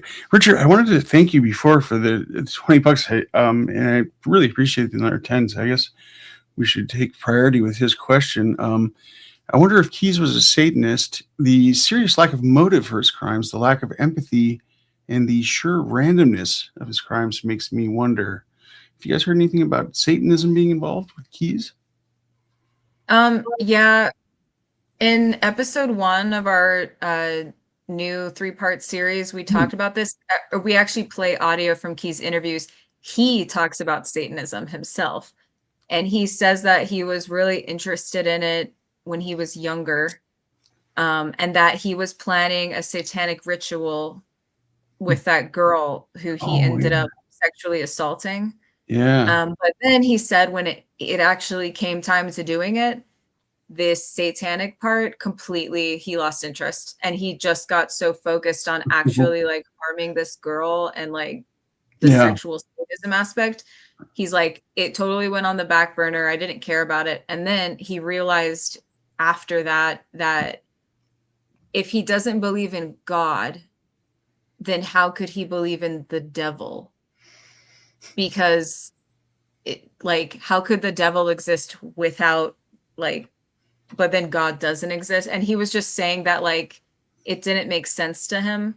So he actually became an atheist, and he felt like none of it existed, and he fell away from Satanism because he said that being a Satanist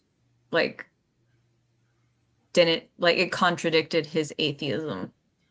So he was interested in that when he was younger. And I think as he got older, if you grew up super religious, like I did personally, grew up super religious. And I remember in I think it was my first year of college, I bought the Satanic Bible just to read it. Because I was like, if you grew up so religious, there's always a curiosity there about other religions. What are they doing? What about Satanism? What about the devil who's so bad? What is this? So there's always an interest there. And then I think a lot of us were like, yeah, this is stupid. And then we lose interest too. So I remember reading the Satanic Bible and being like, this is not interesting like I thought it would be. And dry. I think a lot of people have kind of experienced that. But then the interest or the, I don't know how to call it. It's the style. Yeah. You were just talking about rock music. The taboo, Redford style 11. Yeah. Still remains the interest in the style surrounding it. So a lot of people will think, oh, that's so satanic, but you're not actually satanic. You like metal. Right. Do you see what I'm saying? So I can see how dressing, yeah.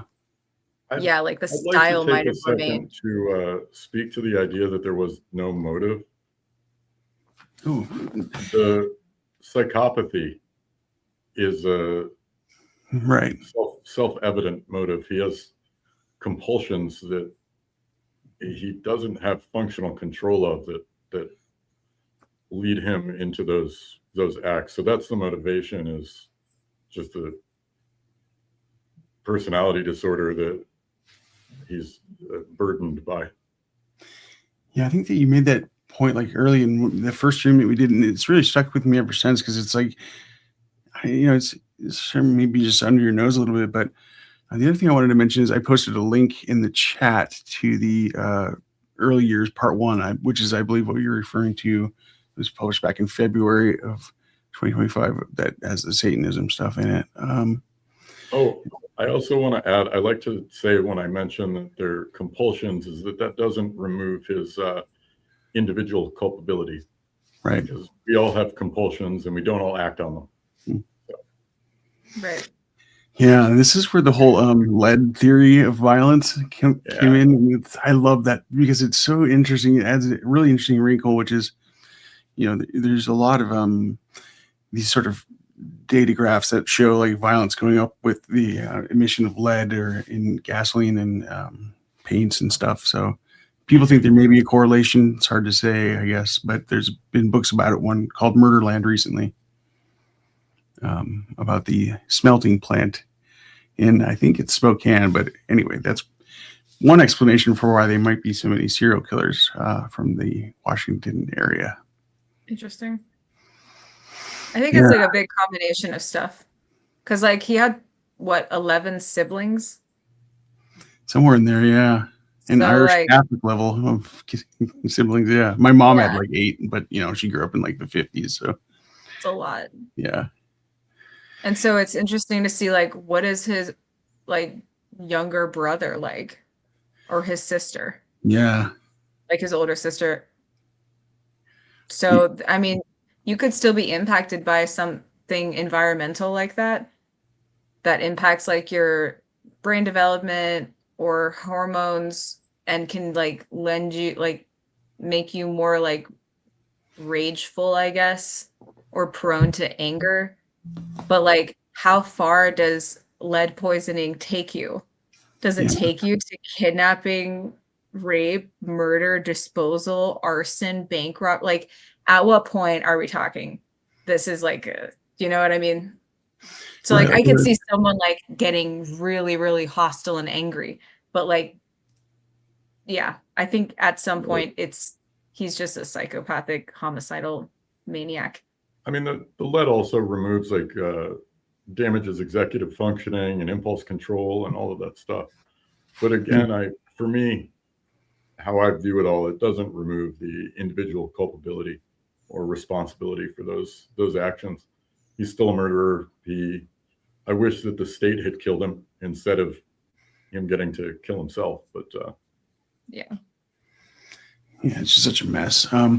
Susan had a question about if you guys had any thoughts about what would have happened if Israel's daughter or girlfriend had walked in on the shed. And there's that incident that's described in the book American Predator, where it sounds like his daughter was like knocking on the shed. And I think Walker referred to this recently in a conversation. What would have gone down then? That always leaps out to me whenever anybody brings up the idea that he was some kind of a good dad. Like, oh, but he was a good dad. No, he wasn't. He absolutely was not. I think he was like a better dad than people would have expected, maybe. So that's maybe where the dissonance comes in. But yeah, it's interesting the way that it gets framed. There's another comment Jill had about the FBI enhancing images of the walls. That's where the 54 victim idea came from. Yeah. I don't know. Yeah. One thing that's really interesting about like the true crime communities is just the little stories that go around. It just sort of gives you an indication of like where people's imaginations will go, but for sure. I haven't really, a brain defect is in maybe. I think it's just like the lead poisoning thing is interesting because it emerged before this whole serial killer hypothesis. It's just a violence hypothesis, but it's just like a systemic damage that it does to your system that was only discovered, I guess, after lead was widely introduced to many different I think things like it's a that. fascinating theory. I shared do you remember, was it the Washington Post? There was a story that I sent you recently, like this last week, Yeah, that was about this same idea, yeah, except yeah. it wasn't about gasoline or leaded paint. It was about in the Pacific Northwest specifically, they had a Oh, lot of the lead smelting point. ore smelting Yeah. plants, Wow. and they have a suspicion that that might be why the concentration of killers seems to be higher there. Although I remember researching that, and I'm not sure that that was. I don't know that that was super accurate. Yeah, and it's you're dealing with small sample sizes at a certain extent. Well, and That is also interesting. you're dealing with a lot of intangible, potentially unidentified.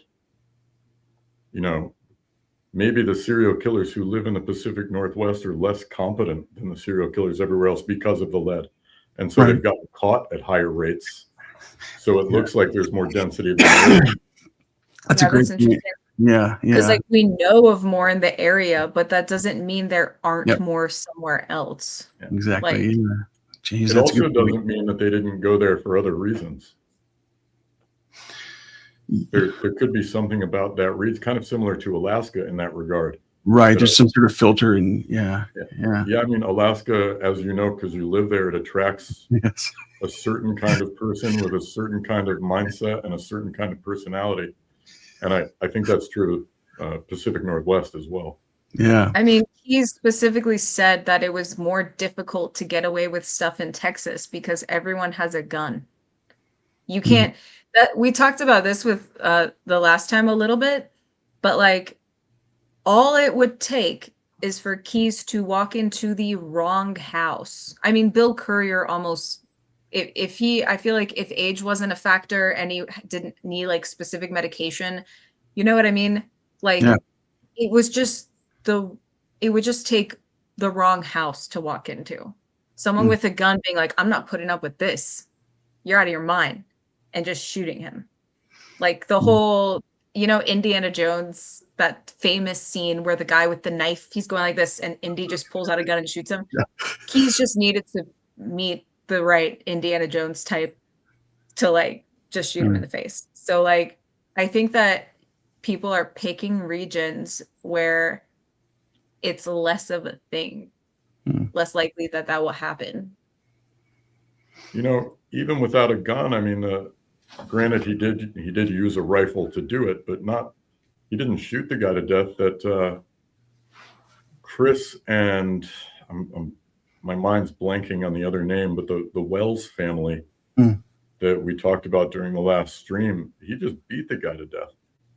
So Yeah. that's even that was a possible outcome for Keys as well. It just unfortunately didn't go that way. Yeah.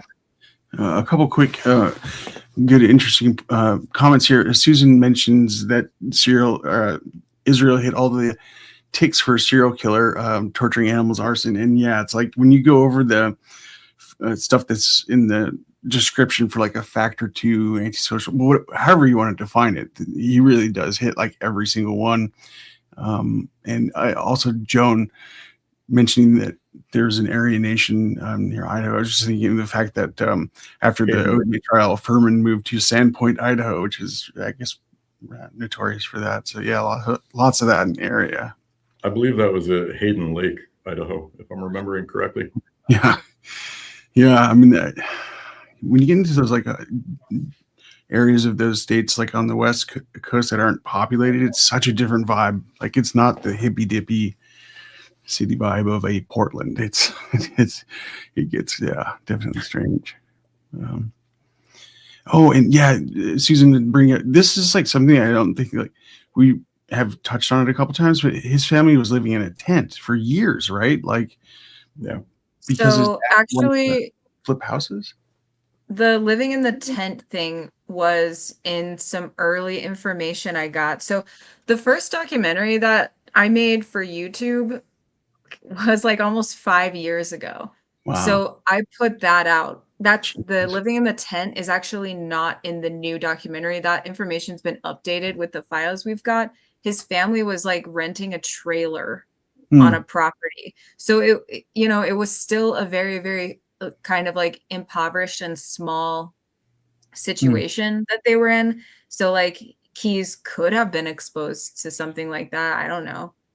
But And- like it was still a small area, but they weren't like living in a tent. And I think there was also some confusion because when Keys first did work on that house in Maupin, Oregon, on the back of his pickup truck, he basically like built a tent on the back of it and then slept in the bed of his pickup truck in this like makeshift tent while he worked on the house.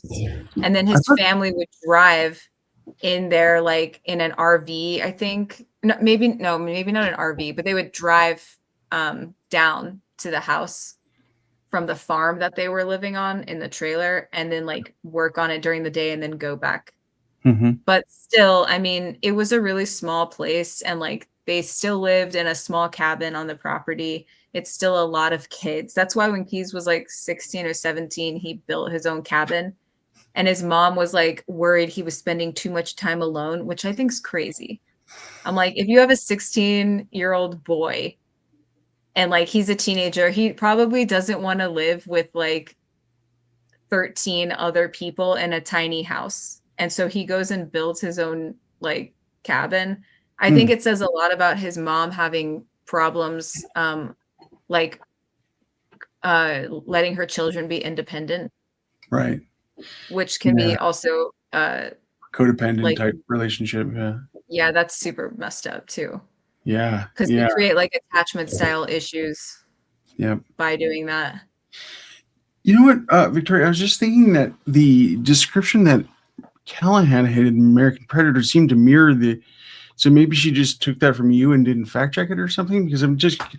It's funny. 'Cause Oh no, I took that from her. Oh, okay, gotcha. And That's cool. then I took some of it from the FBI files. So if I remember, there was a tent mentioned in the FBI files, but not all of the stuff in those files is correct because Sure. it's coming from interviews with people. Yeah, they're like 302s. They're And raw interviews. Yeah, Yeah. like if you read through all of them, there's like contradictory information. Like some people will say they lived here, and then in other files they're saying something else. I guess the So other like thing to Yeah. mention is that you can't really confirm it. It's not like they were paying property tax or whatever. Yeah. the A only lot of- reason I figured out where his family actually lived is because finally we got more interviews with Keys himself, and he explained in the interviews that his family didn't live in a tent. Yeah. So that's the only reason that I know that. I don't know where, like, who the FBI interviewed that someone thought that, but I don't know. And know he's that- not exactly a reliable narrator either. Sorry to interrupt, Parker. No, you're No, okay. he's not. I know that this idea isn't the most popular amongst true crime fans. I know that they hate hearing it, but it's factual. And eyewitnesses are the most compelling to other people and also the type of evidence that is most likely to be wrong. And that includes a lot of what Leo was talking about earlier of sort of evidentiary techniques that have been completely essentially disproven. And if you factor that in and consider that eyewitnesses are still the least reliable form of evidence. Yeah, they're very suggestible. So that's why the lineup's so important. There's an incredible documentary called Murder on a Sunday Morning about a bad witness ID or in Jacksonville. And it's like you see the whole scenario play out and it's kind of shocking. Anyway, that's a good one to watch if anybody hasn't seen it yet. If I I think of seem that scene distracted, in, by the way, I just want to apologize. I'm like watching for, at some point, I'm going to have to hop up out of this chair and throw some plates on the back of a car. I'm just trying to. Oh, Okay. like not like dinner plates, but some kind of. Temp tags. Okay. I watch a lot of comedy and I love Larry David. And there's this episode of Curb Your Enthusiasm where someone's trying to ID Larry for doing something. Mm. And so they're behind this glass at the police office and there's a lineup of people. and they tell everyone to leave except Larry David, who's a skinny white guy, and then a black man. Yeah. And they're just the two of them. They couldn't look more dissimilar. And the police officer is asking the witness, like, which one was it? And he's like, I just can't tell. I just don't know. And it's like, they don't even look anything alike, dude. But like, that is what I think. That is what I think of when I think of like eyewitnesses, like describing stuff. Cause like your mind can just like fill in the blanks. Like, And a lot of time you just kind of want to do what the authority figure like wants you to do, so you're almost like looking to them. I guess Susan Bennett, a frequent and very good commenter, says she's a car saleswoman in Florida, so she's a member of Cool. the tribe. What I'm curious, what do you sell? Or is it a used dealership? Is it a franchise dealership? I love car people, man. I was telling Parker that I used to work for a place that licensed 1-800 numbers, and you just learn their world. It's really fun. It's strange. I need to get a light kit in this place. CarMax. Oh, cool. Yeah, the big blower. This is got to be one of the biggest players in the industry, right? They're not really, but they're having an outsized effect on the market right now. They're Perfect. CarMax and Carvana are responsible for about 3% of sales, and they're responsible for about 15% of the purchasing out of auctions, which is starting to pressure the independent dealers, like the guy that I worked for down the street before I took this job. He's having a difficult time finding cars at auction. The reconditioning costs that he's paying on those cars are higher, not just because reconditioning costs have gone up, but because the cars that he's getting require more work, because CarMax and Carvana have a much larger financial backing than he does, being publicly traded companies. The way I like to say it is they can just go and sell another tranche of stock, and they have another $1 billion to go and buy more cars. My friend Brian down the street, he's got to borrow money or use his own money. Or you get the dealer financing. One of the things I love about car guys, and this is one of the things I love about true crime, is just the particulars. Like, I just like people that are into the particulars, you know, and like it's almost like the brand that a novelist will use to add interesting detail to a character. They smoke Marlboro cigarettes, or just, I don't know, it's just funny to me and interesting. I like hearing about these weird little worlds. I miss smoking Marlboro cigarettes. Yeah. It's a hell of a brand. Do you guys want to keep looking at photos, or I don't know, I just want to check in. yeah. 2 hours has gone by. We're all rich and full. God. Man, this is so fun. I didn't realize the time. No, but I'm good to keep going too. I have a habit of checking in around 2 hours because I find that I've only been here for about 20 minutes, so I'm good. More photos, or just checking. I was just saying we could look at more of the keys evidence, like the cell stuff, but it's up to you. No, I'm with it. I'm totally good. I'm fresh as a daisy. I just wanted to touch base here. I'm going to stop sharing that. Okay.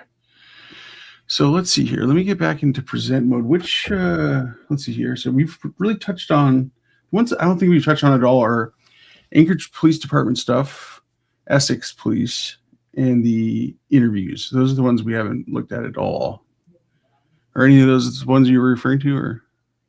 Oh, I just meant the new evidence we got, since those have been, Okay. I mean, we could talk about that if you want. Those have been available for a while, so I don't know. So I think these are going to be in like we can definitely, whatever you want to talk about. Like, so these are going to be like a later post, like from this, not the December 24th one, right? And there's the December 25th one, some late keys files. Okay. Yeah. I think this is. Oh yeah, those are all the prison ones. Okay. It's up you to remember what it's called? No, just tell me what it's called, because I mean, you know this stuff much better than I do. So I want to follow your lead. I just thought if anyone had any, since those are the most recent files we got, if anyone had questions about any of the keys prison files, right? feel free to ask. Yeah. But I mean, if anyone has questions about any of the evidence, we can take a look at it. Yeah. It's just a labyrinth in there. What was the latest material that you released? Was it? I think Parker earlier said that there was released on the 24th and then the 25th of December. So the 24th, we made everything public, and then the Gotcha. 25th, we released the prison stuff. Okay. So would the stuff 'Cause, that like- you were talking about be in there or somewhere else? Oh, the stuff I'm talking about is if you look at the link that we sent, the Now a Victory Lap link, Yeah. that's going to be some late keys files. Those are the prison files. Mm-hmm. Gotcha. Okay. Yeah, you're okay. I'm sorry. I'm with you now. Okay, because there's a lot of other stuff than just the one PDF we looked at. There's a ton of other stuff, right? We got audio. Yeah. Okay. Should have had this. Yeah, I just thought it would be interesting to take a closer look at the cell photos. Okay. Let me show you what I'm looking at. Yeah. Sorry. I should share my thing. I'm a little all over the place, a little verklempt. Here we go. So late keys files. I have like 50 tabs open, of course, as per usual. So I think this is about where we were left off at one point. If you want to direct me at all, if I'm in the right place, I wish I could hand it over to you. Yeah, I'm sure you could just spin through all this stuff. Yeah, Oh my God, what is that? was kind of looking at stuff that people had said about it, just the amount of blood that there was, and like how a guard could not see that. And in the interview, when the guy interviewing the correctional officer said that when he walked by Key's cell, he actually like put his hand up. Keys did. And like as if he was trying not to see it. He walked by the cell, put his hand up, and then put it back down. So you're saying to shield himself from having to look at it. And then there are a bunch of comments people left, like the COs are covering up that they ignored Keys and let him do it. That's what it sounds like. A lot of people are saying if you're trying to get justice for victims in this case, he should have been under a microscope until sentencing, which I totally agree with. Yeah. Someone sarcastically wrote, "What a shame," which really made me laugh because like it's a shame in the sense that like he can't give more evidence, but like I also get the sentiment of like this guy was like garbage. So yeah, there's a couple questions about the suicide note, and I think this might be it. I mean, there's a big bloody thing right here. Is that the suicide note, or do we know anything about what this is the note? So they like cleaned it up. I'm pretty sure this is the same one. There were a bunch of pages. So that may or may not be the exact note. But okay. Yeah, there's a few different. I'm just like reacting to the volume and like just the nature of the blood. It almost looks like it's like congealed. Yes. Yeah, it's pretty intense. And okay, so here we see what looks to be a razor put in an implement. One thing I wanted to clean up is that I think what you're saying is that there's a talk that somebody like another prisoner saw a prison guard walking by Keys' cell and the prison guard was covering his. I just wanted to. The guy who, I don't know if he was an officer or part of the investigation, but whoever was interviewing the police officer interviewing the CO said that he saw it in the monitor. Okay. So he watched the CO walk by Key's cell and shield himself from like looking inside. And he was like, I just thought that was really odd that you did that. Yeah. And the CO was like, well, I don't know. Huh. Don't know why I did that. Like he just basically the entire time he kind of plays dumb. I also find it interesting that like Keys wrote on a lot of people were asking about what he wrote on the Right. cell wall. Yeah, right here. The if the only blood was mine, I would spill it. Yep, I got it right here, but it's kind of like maybe I can zoom in on There's one. a closer up version, I Oh, think, yep. of it. Yeah, I know. what But you're like, if you look at the way the blood's smeared on the wall, like where would it say 54? I'm wondering that because like it's just weird. But Yeah, yeah, if the only blood was mine, I would spill it. I'm so curious about like, or a lot of people were curious about, you know, what that means and why he wrote it. And I'm like, I think that this guy truly, I know people want more and like they want a deeper like answer. I think it's because it's so messed up Yeah. that people want some kind of closure. And I don't think that's possible. I think this is like a sick psychopath who is crazy. Like we're not dealing with a right mind here. Like just the scene of his death is like embodies the kind of yeah, sickness that we're looking at. So sometimes it's like there's probably not a deeper meaning. He probably literally meant that.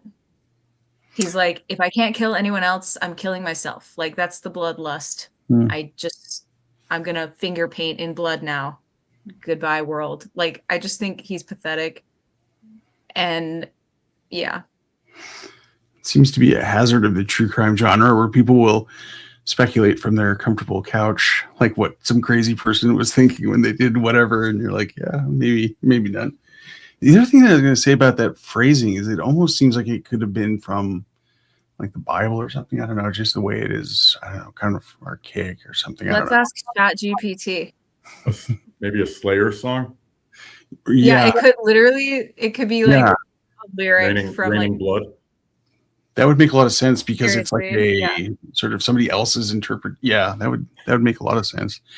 Yeah, and just to update you on the Susan Carr news, they do the auction deals. Sorry, I lost my place here. We have some good questions, so I want to get to them. But yeah, monthly, I believe, was the story there. Okay.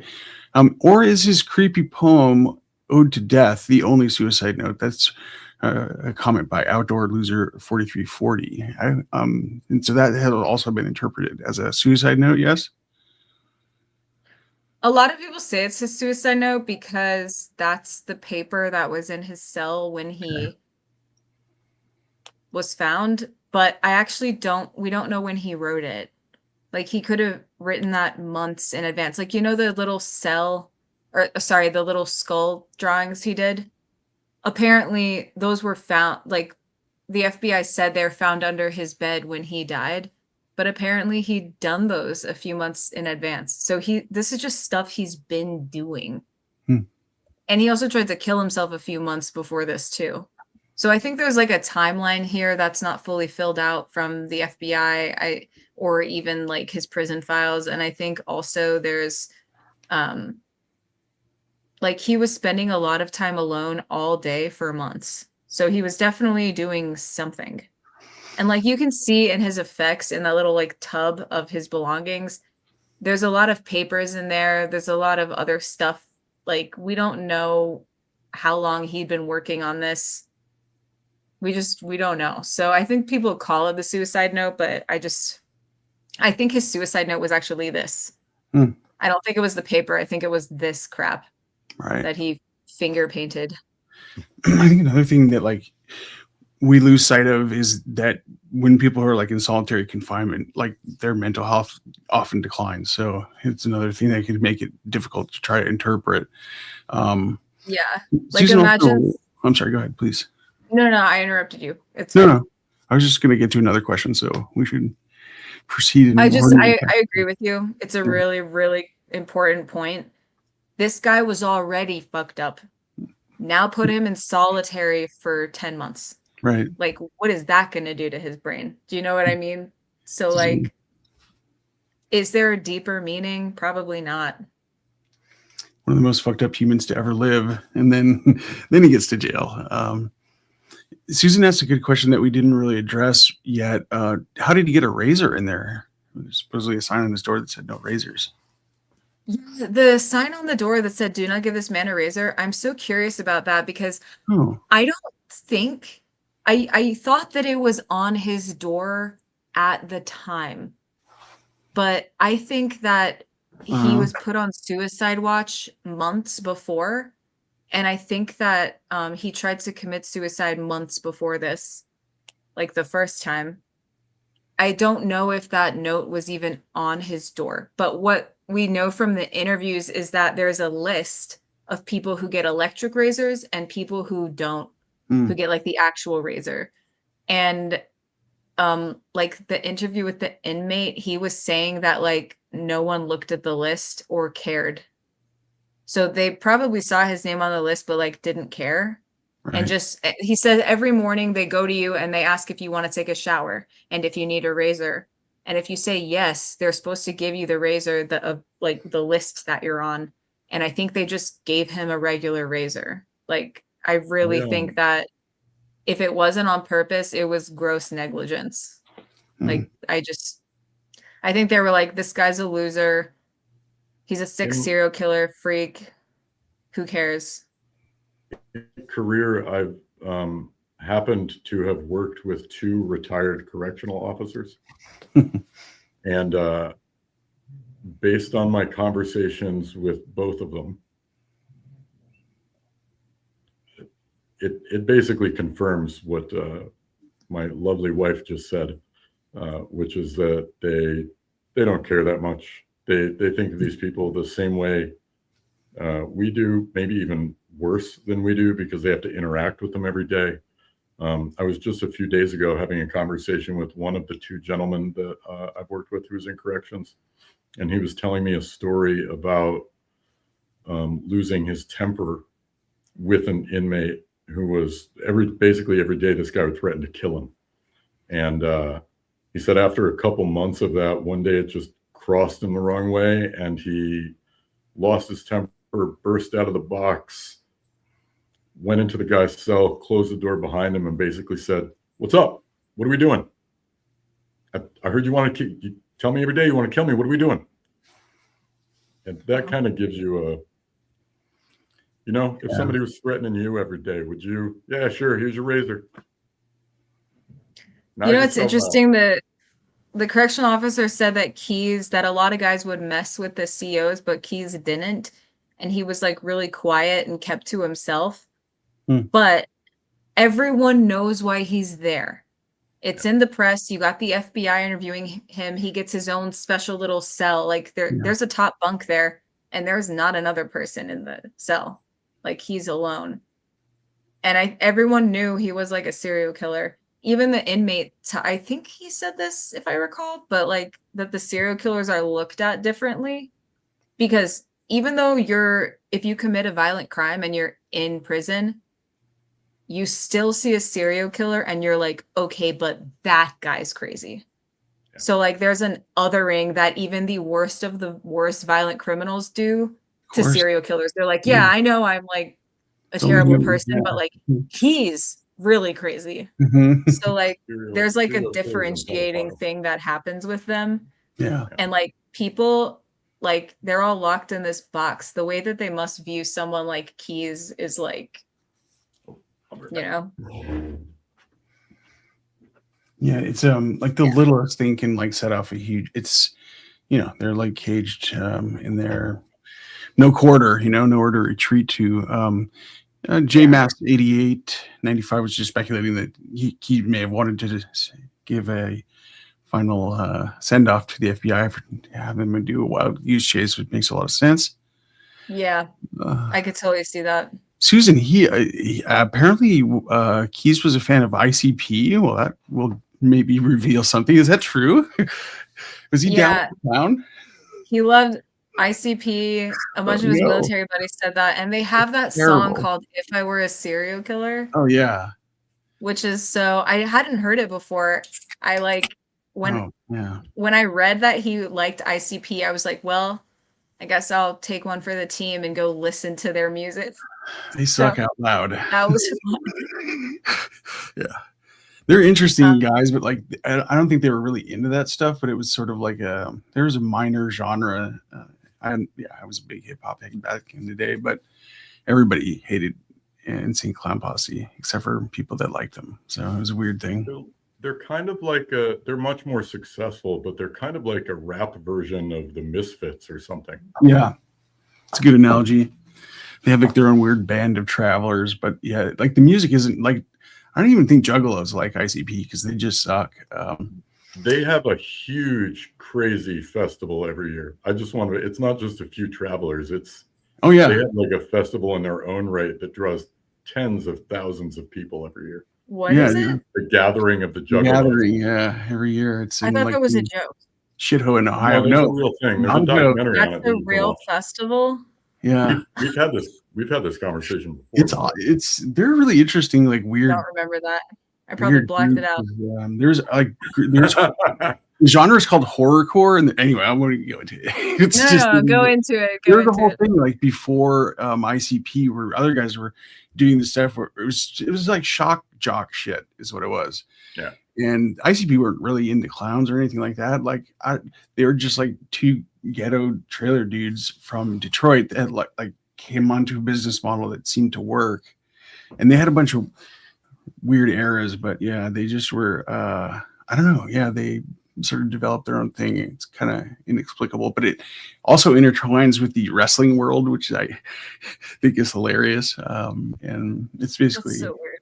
yeah. Can I just say the weirdest thing to me is that Billy Corgan now like owns some kind of wrestling company. That's just so bizarre. The lead singer of the Smashing Pumpkins so weird. is involved That's so in. random. Yeah, it's just exactly, that's the best word for it. It's just nuts. I guess I don't know if he's a fan, but at the same time, like if there's he's a money fan. in it, it could be a good investment. That's No, he's random for he's him. a real fan. I think he's lost millions of dollars, so it's He's it's not a winner on either. Love. Yeah. That's so funny. That's so random. Susan was asking about a picture of Keys in his tub of effects, and I think that maybe the picture that we were talking about earlier that was printed with Keys. Yeah, I think that's at the top. Yeah, okay, yeah. It maybe is I don't want to speculate. I don't know who else is, but I think it's him and somebody else, I think. Yeah. That one right there, maybe.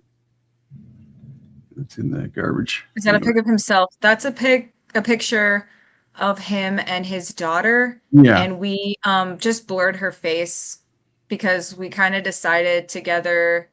Parker and I talked about that a lot because there are other photos of her in like other evidence we've got, and we just decided like they really don't need to be. We personally didn't feel comfortable like publishing them because like why? You're saying you're saying we, but I believe that my exact words were, I don't care. I like went back and forth a lot on it. Yeah. I was like, should we just publish everything the way that it is because we care about full transparency? And I just went back and forth and like tortured myself over it because like it's a photo of a minor child. Like she's an adult now, but I guess I just basically was like why? Yeah. So it's out there. Outdoor Loser appears to have done some research for us and says Google says that the words there may be related to a Slash song, Beneath a Savage Sun. Interesting. Pull that up here. Let me get back to what the word said on there so we can have it as a reference. That's really fascinating if that's true. But wow. Okay. If only the blood. Yeah. See if we can find that Slash. You want me to read it? Yeah. It was a blood red summer. Yeah. Wow. It was a blood red summer, one I can't forget, when you took the one thing all in this world I had left. For I will remember until the end of time. If it takes forever, retribution will be mine. This I know in the end, but I wanted you to know that I won't forget. No. I don't see the oh wait, it looks like it's at the end here. Yeah. Here in the fields, you'll hear us crying for the ones we've lost and loved underneath the savage sun. How many killing seasons can you justify? How many dead and bleeding, only for an ivory lie? What was it, for the money or was it for the thrill? If I could have my way, no, yours would be the blood I'd spill. Well, no one accused There- Slash of being a wordsmith. What the heck? But yeah, that's There's interesting. more here, but Yeah. it's not like word for word. How But you many could bleeding be- and how many died? The blood that they spilled cannot be justified. Hmm. I don't know. The, Yeah, I the mean, part of So- me that loves dark comedy wishes that he had included the bracketed guitar solo. Great. I don't know what to do with that. Oh my God, Okay. That's so funny. Do you think he's would have been killed in prison eventually? J Mass 8895 asks. Totally. Probably. I think he's so annoying that if he was put in the right situation, if they let enough people around him, he definitely would have at least gotten some fights or started them himself. Yeah, I I was think, just laughing at J Mass's comment about the Hatchet Man tattoo. Surprised Keys didn't have a Hatchet Man tattoo. That would have been so on brand, but apparently no. it seems to me from things I've read regarding other serial killers who were murdered by inmates in prison, that there's a kind of a what's the word? Tacit agreement, maybe. Well, Camaraderie. no. I think the Gen Z or Gen Alpha kids are maybe using the word aura for this, but there's another word. But I think they get a kind of aura from killing serial killers the same way they do from killing pedophiles. So it Right. like builds their reputation, maybe with their gang that they're affiliated with or what have you. And so Right. yes, I think he probably would have been killed in prison. In particular, he was, because of Samantha Koenig, and this is people will say this about inmates who kill pedophiles. A lot of inmates have kids. And so, there are a lot of inmates out there who have 17, 18, 19-year-old daughters who would, if you think about the experience of being in prison, they're removed from their kids. And so it makes it more poignant for them. And it's that othering that Leo was talking about earlier, where they're just going to make sure he can't do it to anybody else. Yeah. Yeah, I think Jeffrey Dahmer's killer certainly gained like a level of notoriety.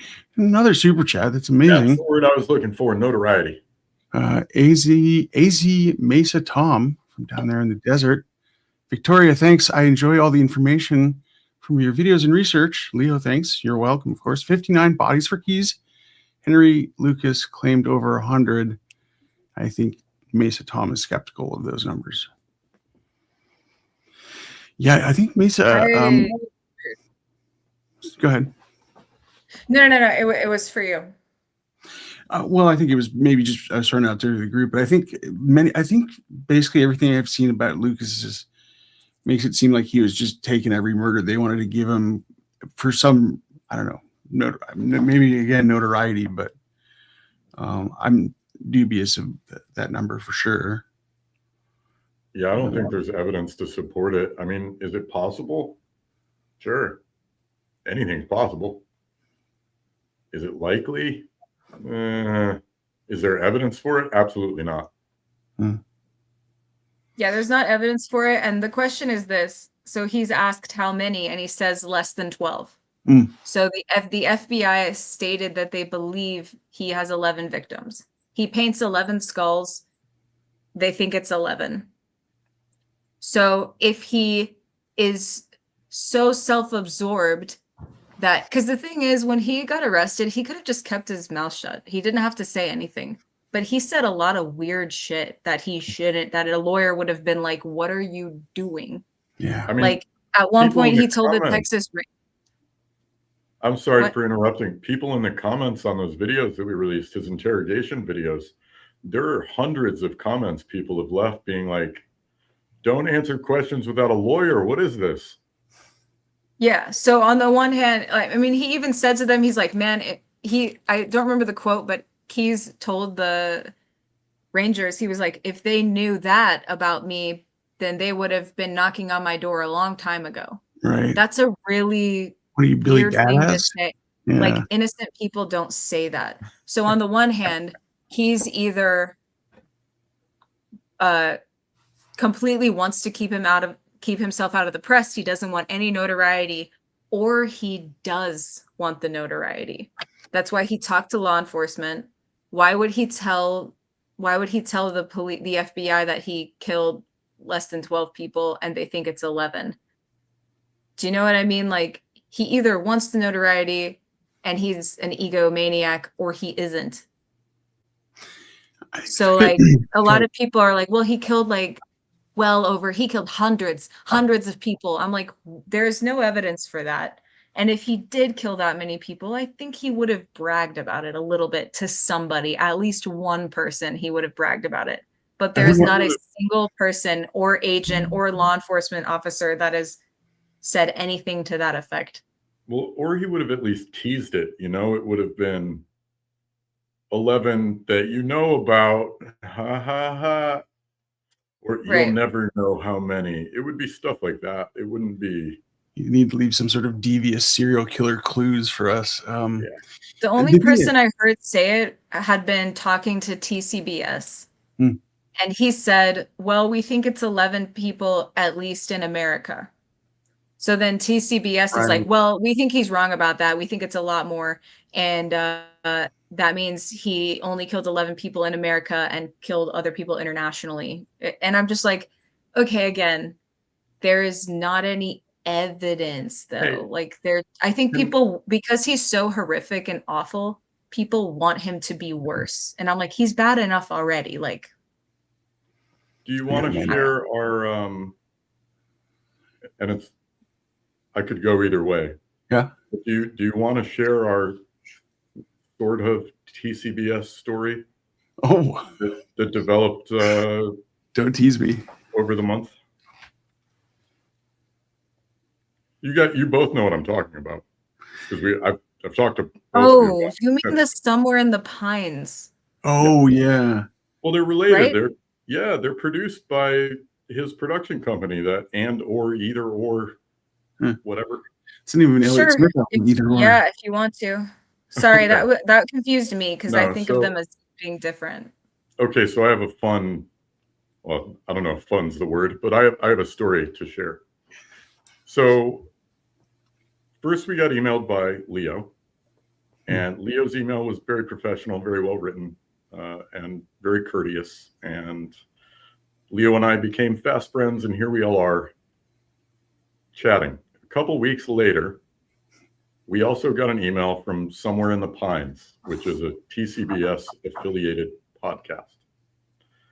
They had seen a clip from the chat that Leo and I first had, the first one of these that we did.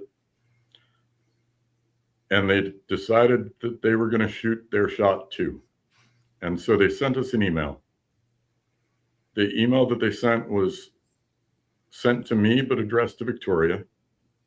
They got the quote from my conversation with Leo wrong. I was saying that we weren't sure if we were going to finish the free cut release of the documentary. And they interpreted that to mean that we might not finish the documentary at all, even though it's been out for about a year. I think a little over a year, if I'm remembering our release correctly. They did not bother to go look at our press kit, which is available on our website for literally anyone to go see. It would have taken 30 seconds, 60 seconds to go look. And you can infer what you like from that story, but that's pretty much how I view the, I don't know what to call it, the skill level of the group of people that we're discussing. If you can't be bothered to go check out a press kit of someone who you're emailing, who you want to collaborate with, what kind of a job are you doing when you look through evidence and come up with theories? I can't imagine it's a very thorough one, but that's just my opinion. And you're welcome to draw your own conclusions from the story that I've just shared. I think true crime communities draw like such a wide, but like very specific archetypes of people, and that, yeah, as we discussed, it's like the longtime Zodiac researcher. That's what I think of it as, you know. By the way, since I just told that story, and I wrote out a long reply to them that I never ended up sending. Mm. But since I'm talking about it, and since they've watched these clips before, I have some professional courtesy to offer them, which is when you're writing an email and you're not sure who's going to be answering it, the proper way to address your email is to whom it may concern. You do not ever want to send an email that you address to the wrong person when you're trying to work with someone. It's almost never going to lead to you collaborating with the person that you want to collaborate with. That's it. Yeah. It's such a grimy world at times, you know. What can you say? I think it's funny. Brush the dirt off your shoulder, keep going, you know. Yeah. It is very evocative of a certain experience that we've all had in working in this Yeah. world. When Parker showed me the email, I was just confused because I was like, the documentary has been out for like almost a year. Like that was just confusing to me. And I just thought like, because I used to be a fan of TCBS, and I was like, I thought Josh was like great, and like I don't feel that way anymore. But it was just kind of like disappointing. Because I think of like, if you're researching people, you know, you're making all the trouble to like make a podcast and like do research. Like, I guess I just would expect, like, if I was emailing them, Right. how would I do it? And like, my first thing is look at their website to see if any information's updated. So when you're talking to someone, you know what their most recent work looks like. And that's just like a basic level of due diligence that I myself would do. And so it was just kind of disappointing to like get an email where like if you go to crimecult.com, it shows right there. You can watch the full documentary, full 6-hour, 3-part documentary right now if you subscribe. It's just really bad. So that tells me that like, yeah. Why would you want to collaborate with somebody if you don't even bother looking at their website? Like, it was just kind of disappointing. As a creator, though, like stooping to the level to complain about like that amount of amazing free content, or it's just, I don't know, it just seems kind of antithetical to what, I don't know, what they should be doing, you know? I have to share this too. Maybe I shouldn't. Maybe this crosses the bounds of professionalism, but part of the email that I found super funny is they wrote that they thought Victoria might want to go on and discuss her future.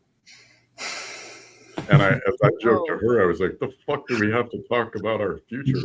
Really ticks all the boxes of the true crime slime ball, doesn't it? Oh, I forgot about that. Yeah, they were like, Fucking shit. yeah, like we could discuss what your future might look like or something, which I thought was weird. Oh, somebody else.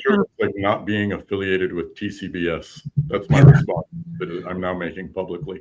That's what our future looks like if you end up watching this. It looks like not being affiliated with your affiliates. Sorry. Yeah, I mean, I think that anyone who's like watched our stuff or like listened to our podcast, or sorry, watch our YouTube stuff or our live streams knows how we feel about that podcast. And it went from like wanting to work with them to wanting nothing to do with them, like the exact opposite, just from our experience in the community.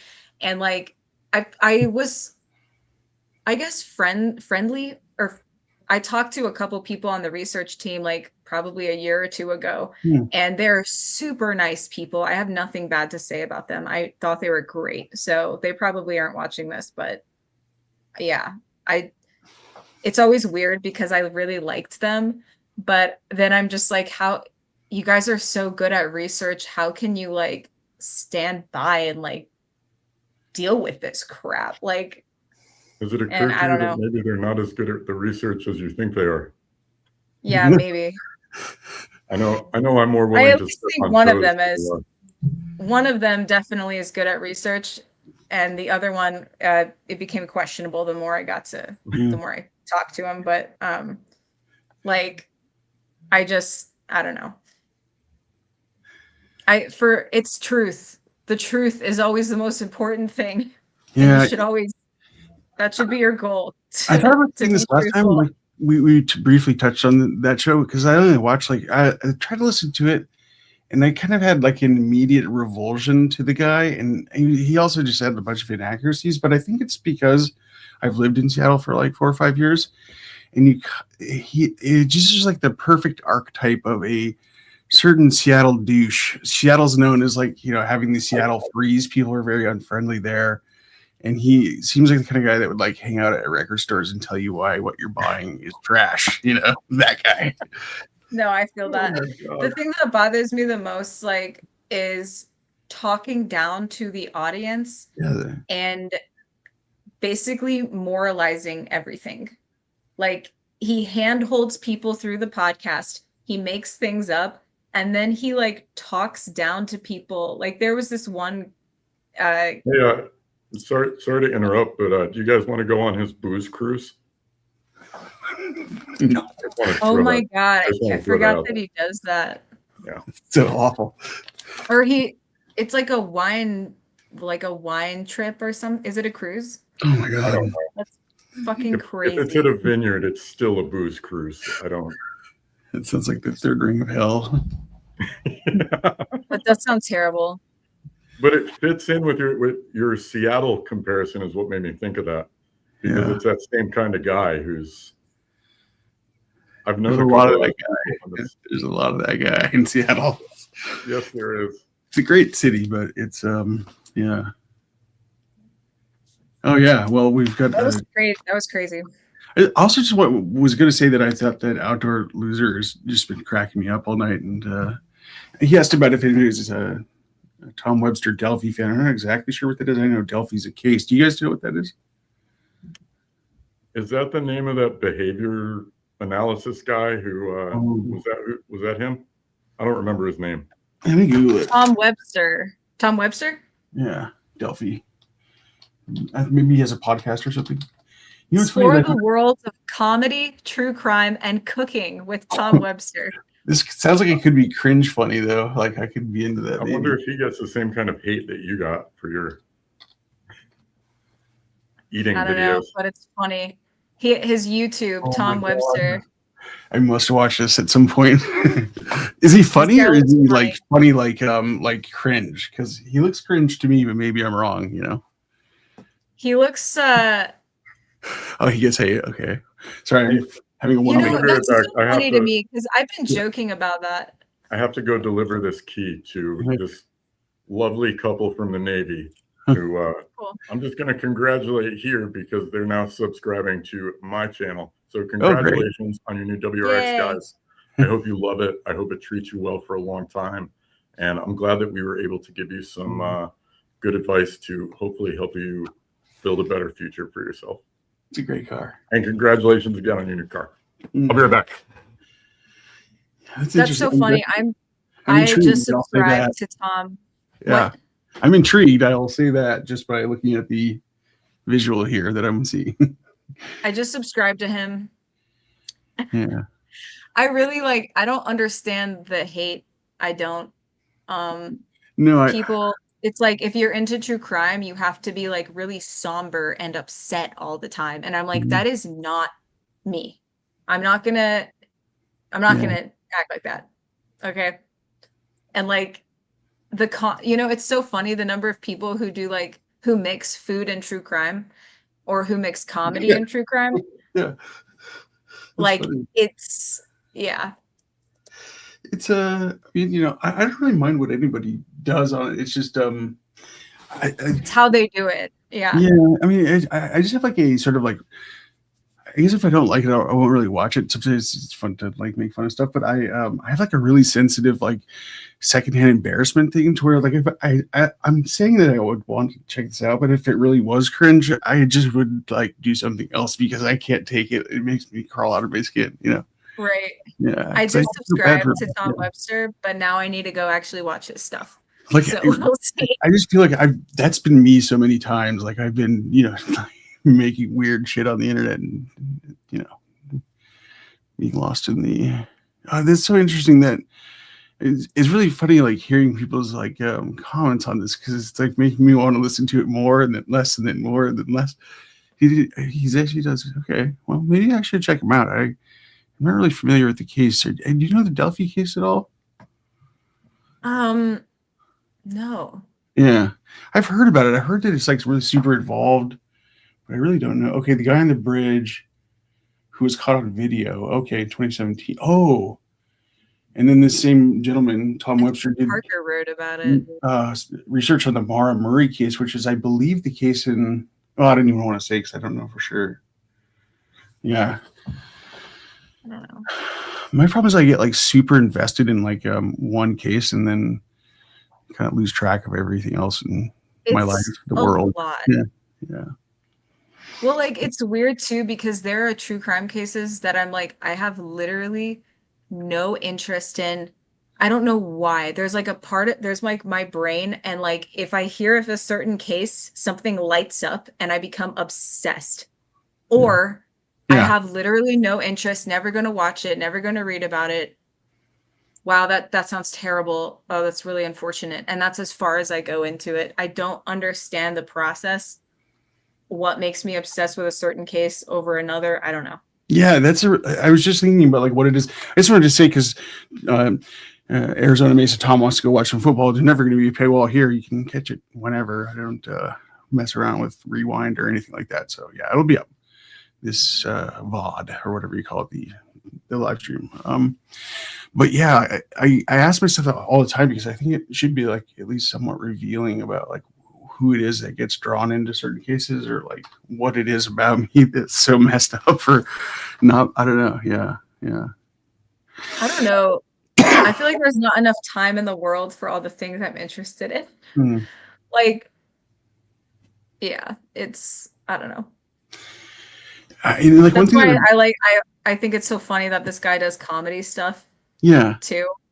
Because people think it's the opposite of true crime, but I'm like, it's the same mind. Like the interest in the dark stuff, I feel like you're more likely to have like a good sense of humor about it. Yeah. Because like you have to. And you know, like in all the professions that revolving around it, there's like a gallows humor that is just endemic. If you meet like guys in the military, they're usually really funny. Yes. Like a bunch of infantry guys together, it's like you will like piss yourself laughing. Yeah. And my whole family is military, and I think there's like a level of like, I don't know what it is, but that's why you were over in the Middle East. Yeah. Yeah. Yeah. If you kind of like get their whole deal, it's they're really like the best guys. I kind of feel bad because I just made this video talking about how law enforcement are all psychopaths. I didn't really say that, but I mean, I wonder how that would apply to. No, I agree with you. Yeah.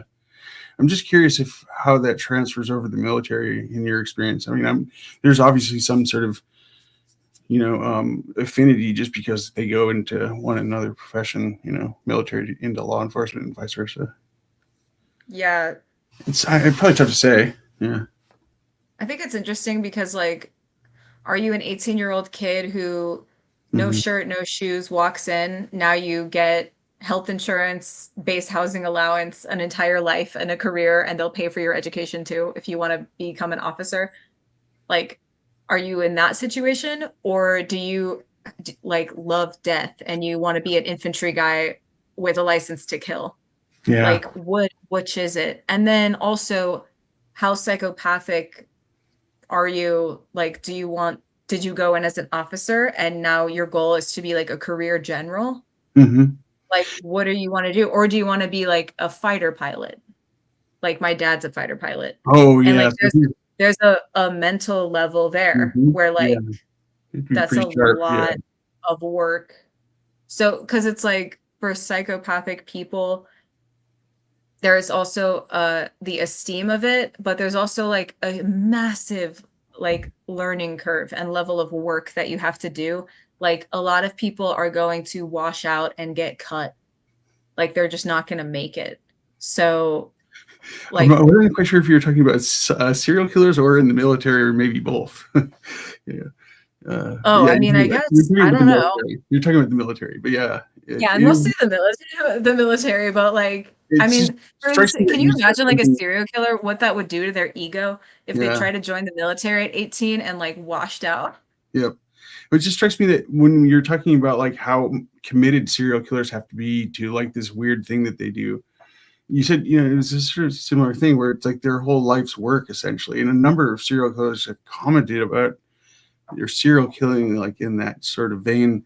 Susan had an interesting comment about, she's Morrison and her thought process. I think I am too, and one thing I wanted to say, Susan, is you talked about how he said he was jazzed when he's hunting and killing people. And there's some really interesting comments from the Butcher Baker, another Alaskan serial killer, Hansen, saying that he really didn't enjoy killing people. It was the hunt, which is, I think, fairly revealing. Yeah, that's interesting. I think it depends if they're like sexual sadists or not. Yeah. Because a lot of them are doing it so that they can like, you know, like what is their ultimate goal? And I think they can like multiple aspects of it. Right. Like, I don't know. Like, yeah, I think about they're all doing. different. That's right. I wonder like how much it is like they exist on a continuum, as Philip Fector MMA was talking about, or whether or not there really are specific groupings. Because I'm always kind of skeptical of like these groupings that the FBI makes up, like disorganized, organized. It just seems like they have pretty limited utility. Yeah. Yeah, it's so like strange to me. Like all the different categories, because at the end of the day, how do we really know? Like you're getting the information from the least trustworthy people possible. Yeah. Right. Which is And like, what DB was saying. I don't know, like, are they an organized killer, but they don't like to clean their room? Like, what does Yeah. that mean? Like, I know I'm making a joke, but No, it's. like with Keys, like you could literally see photos of what his house looked like. And like, he didn't even have money for a lawyer. Yeah. Like, he couldn't afford anything, but then he's somehow like highly meticulous. The most meticulous. Yeah, the most meticulous serial killer ever. Yeah. The FBI has ever seen. And yet he's been captured because he did the dumbest thing possible. Like the way he was caught was so dumb. Yeah. I'm like, I do not believe that he thought you couldn't track ATM cards. Like, I don't believe that.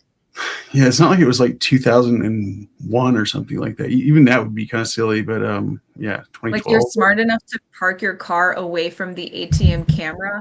Well, I guess he didn't, because it showed it. He thought he was parking it away, and then like it showed the car in the very back. But it's like, I don't know. He's aware that there's an ATM camera. Like, how does he? I don't know. There's so many things that are in the profiles that are mentioned in Mindhunter that are like, they just are so interesting to think about, like what they just make no sense. They're like non sequiturs, like probably 5 or 6 different profiles in the book. John Douglas predicts which color the serial killer's car will be, not just the make and model, but it'll be a red Volkswagen Beetle, which is, a popular choice. That's interesting. Yeah. He never explains why. He never explains why. So it's like, anyway, I'm thinking about doing that as the next like longer form video, because a lot of people are like trying to say like, oh, his work might still have value, even if he's, or they think that profiling has value. But I mean, I don't know, maybe on some level it does, not based on my reading, but I think when they just see it all laid out bare, it's pretty clear that it was just Cracker Jacks. It was just, it's not really, can't really make sense of it. So I don't know. I think there are like educated guesses you can make. That makes sense. Sure, but it's like the red car. It's like, oh, it's because it's flashy and he has an ego. I'm like, okay, but if he also has a brain and doesn't want to get caught, he might go with like a common color card. Like you're making a big assumption about the way that he thinks based on Like, do you know what I mean? Like, Sure, yeah. And but the because a thing lot that of the like, ego games serial killers are playing out are in private with the right, victim. Like the only right. people there was this interesting wow, why can't I remember his name? He's Hmm. this like I don't remember. He talks about like cluster B personality stuff. Hmm. But this guy talks about like the intimacy of death and why serial killers have like relate interpersonal relationship problems and attachment style Hmm. problems, and that death and experiencing death with another person is like extremely intimate to them. And Hmm. so like that is how they're able to get like an emotional connection with another human being, Hmm. which is interesting because I don't think serial killers would ever talk about that, but like I Hmm. thought that was interesting. It seems like kind of along the lines of there's actually a third book that he's mentioned that it was really meaningful to him. I didn't really mention anything because it's a fictional book by Dean Koontz called Intensity. Is that, I don't know if that's what you're referring to, but it has the passage in there where it talks about like the apotheosis of feeling that the serial killer gets. It's a really weird book, but I can kind of see why Keyes likes it because it describes a serial killing from the perspective of a serial killer and the victim. It's, yeah, very weird. Interesting. I read Intensity and I watched the movie, and I actually think it's really Oh, good. Like I there's really a like that movie? book. Yeah, there's a movie Huh. that came out. I can't remember when, but I don't know. I liked it. I thought it was good. I'm sure. And I really Yeah. liked the book. Um, I tried to read the other book that Dark Dreams. Keys Dark um Dreams by Roy no, I've Hazelwood. read that. I Okay. read Dark Dreams and Mindhunter, but I tried to read Mr. Murder Oh, by Dean Koontz. Apparently Keys had a copy of it. how interesting. It Hmm. sucks. It's so bad. It's like not good at all. Like I hated it. I didn't finish it Hmm. because it was not good. Which is too bad because Intensity is such a good book and Mr. Murder is like garbage. That's Just my interesting. personal opinion. Yeah, no, I definitely check it out just because I'm always interested in what Keys would have seen in something. Like I also think my opinion of it is obviously colored by the fact that that's why I'm reading it. You know. maybe I could try it again. Maybe I like wasn't in a good space to like read it, but it Mm-hmm. just felt like it went on forever. Mm-hmm. Like it's this guy who has like amnesia and he can't remember stuff. Mm-hmm. So he'll be like, I think, I think on the page, and then it like Oh no, won't tell us what because he can't remember. that And sounds I'm like, terrible. this is annoying me. Like, Mm. spit it out, bro. Like what? But Intensity was good. Amnesia is always kind of hack is like a plot for a book like that too. It's like, kind of a warning sign. DP had another interesting comment about. I should put this on screen. With Keys was unique to me in the way that he was always on, always looking, but he seemed very disciplined. He wouldn't pull the trigger if he thought it was too risky. One thing I was going to mention is that in Hazelwood stuff, he talks about how like a commonality between these sexual sadists is that they have compulsive driving behaviors, which is really fascinating. So I think they're all kind of always on. But did you have any thoughts on like maybe the discipline part or? I mean, think of it like an alcoholic or Mm, like an addict.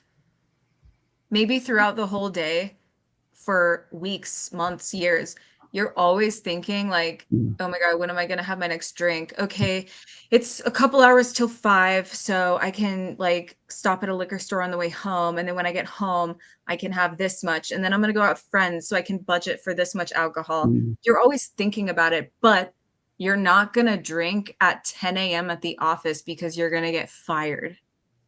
So Mm, like it's the same with Keys. He's always thinking about this thing he's obsessed with, but mm, he's not going to do it because he's going to get caught.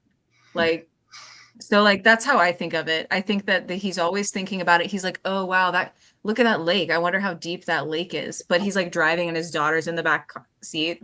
Like, do you know what I mean? Like yeah. I think he's always thinking of it. Or he's like driving through a small town and he's like, huh, I wonder how big this town is. Like, how quickly could I drive from one end to the other of this town? And like what kind of bank do they have? I wonder how much money the bank carries and how many tellers they have. I wonder if this bank has like bulletproof glass in it. But like he's going to his mom's house. So like you're always thinking of it like an addict would, any addict would. What Victoria just described is what made me, in the previous discussion that we had, say that to me, he's not an organized anything. Right. It's like a dry drunk kind of, you know? Yeah. That's interesting. Very, very much so. And this chat has really given me like a bunch of great ideas because DB was just talking about how you know, he thinks Hazelwood's the most realistic. I agree, but he suggesting comparing and contrasting the books and how they tell the same BS stories is like exactly what I should do, because that's like, yeah. Anyway, that's brilliant. Thank you for that tip, DB. Another fugitive from justice there. Would you guys ever get into the DB Cooper case, Dan Cooper, properly? The guy that hijacked the airplane from Portland and got away with like 50 grand. I'm a little familiar with the story, but I've never done some kind of a deep dive on it.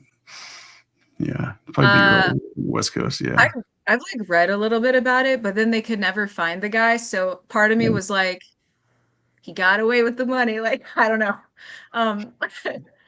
But they never found, and then like over the years, people have come forward and been like, it was my dad.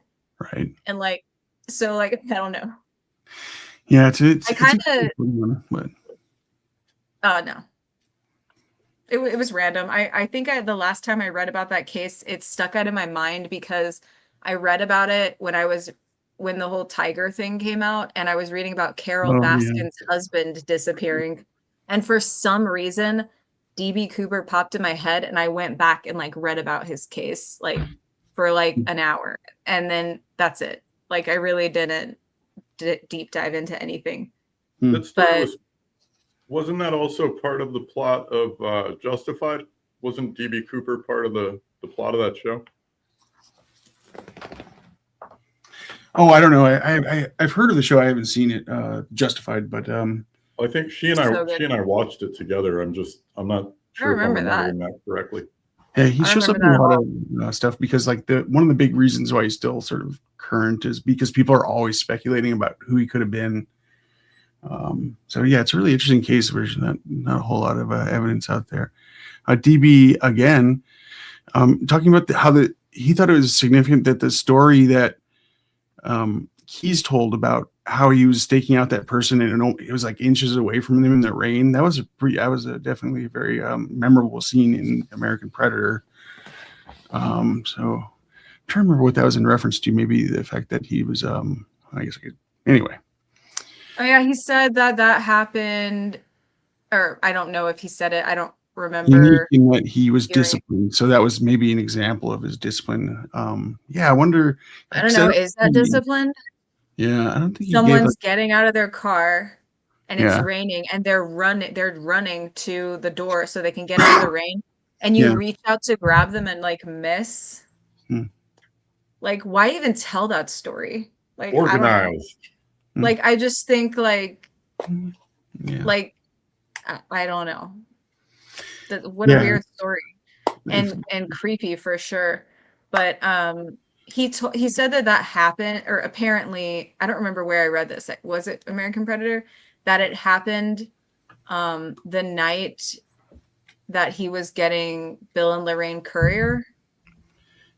But then I actually, after I like got updated files and stuff, I read that he wasn't trying to take a person. He was just trying to get a car. So he was trying to hijack a car so he could use the car to go take a couple. Oh. And then he ended up just using Bill and Lorraine Courier's car. So I'm like, I don't know. And I also looked up the historical weather record, and it was not raining. You're so on it. You're like, well, that's one second. Even raining. Yeah. So like, I don't know. I think it rained earlier in the day, and then it rained again like the next afternoon. So it couldn't have happened a couple hours before that because it wasn't raining. So I think he either like misremembered it, or I don't know, because sometimes when different stories come out, it like muddies the waters of like what the actual record is. Right.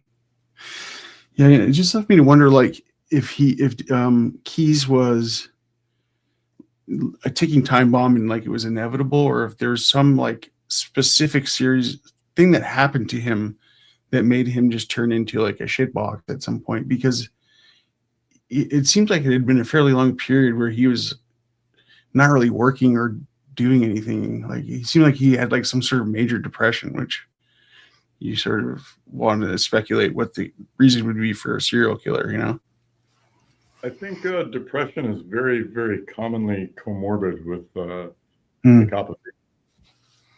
I think there's with all the personality disorders, there's a very common empty feeling that they all Yeah. tend to deal with. That Anhedonic, yeah, where you just Yeah. can't feel pleasure, yeah, probably because you're like redlining it so much with that weird shit that you're doing or whatever.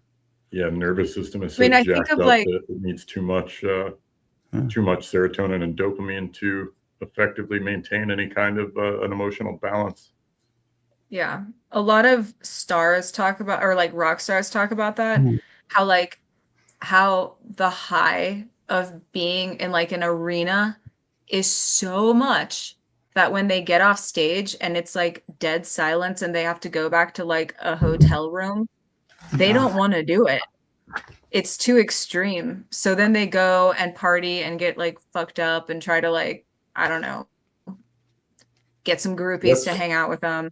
Like anything they can do to keep it going because it's too extreme of a change. So that's I what could see how the like, and they don't even, they're out in the open, so they don't even have to really hide it. But someone like Keys, who's doing stuff that he has to hide, he can't just like slowly segue off of it. He has to like immediately go home to like his kid and his girlfriend and act fucking normal. So this is like, this is a little bit of an aside now, but I'm pretty sure that's what this song "I Want to Be Sedated" Hmm. is about. good Yeah. song. 29 hours ago. Yeah. Oh my God, it's been 3 hours. That's crazy. Yeah. I'm ready to Whoa.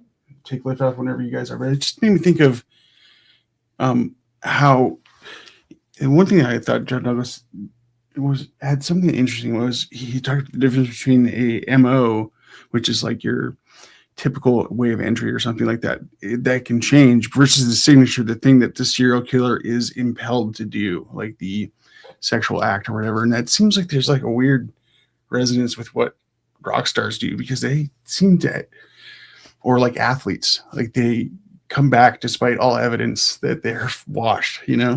I don't know. It's really interesting. That's so funny. I mean, I think it becomes your identity and your obsession and your whole life.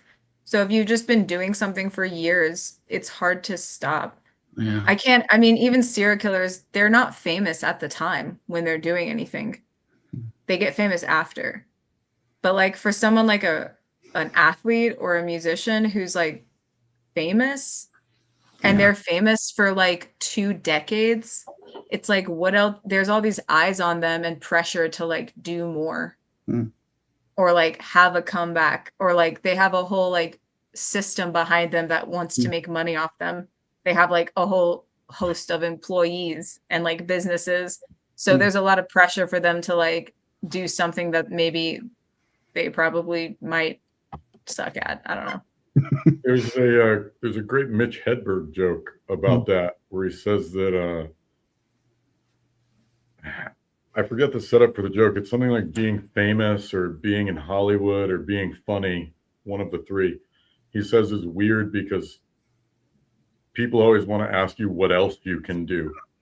So it's like, okay, you're funny, but can you write? So that's kind of that progression. Right.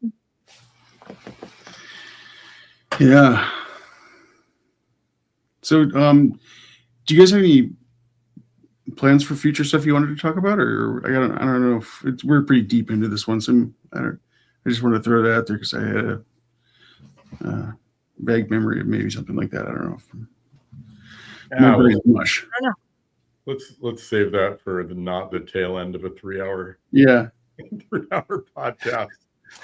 One thing I also just want to mention this is like I was talking to it briefly about I'm losing my mind, but editing shorts is like so much harder than it should be. Like changing the thumbnail nearly broke me earlier. It's like, Oh my God, why do you have to use 2 different YouTube apps? It's Yeah, insane. you can't change the thumbnail in YouTube Studio. You have to go to the actual YouTube app and hit the plus sign. It's the only way you can change the thumbnail. It makes no sense. And then after you edit it or after you post it, I don't think you can change it unless you log in on your computer. No, you which can. is the third thing.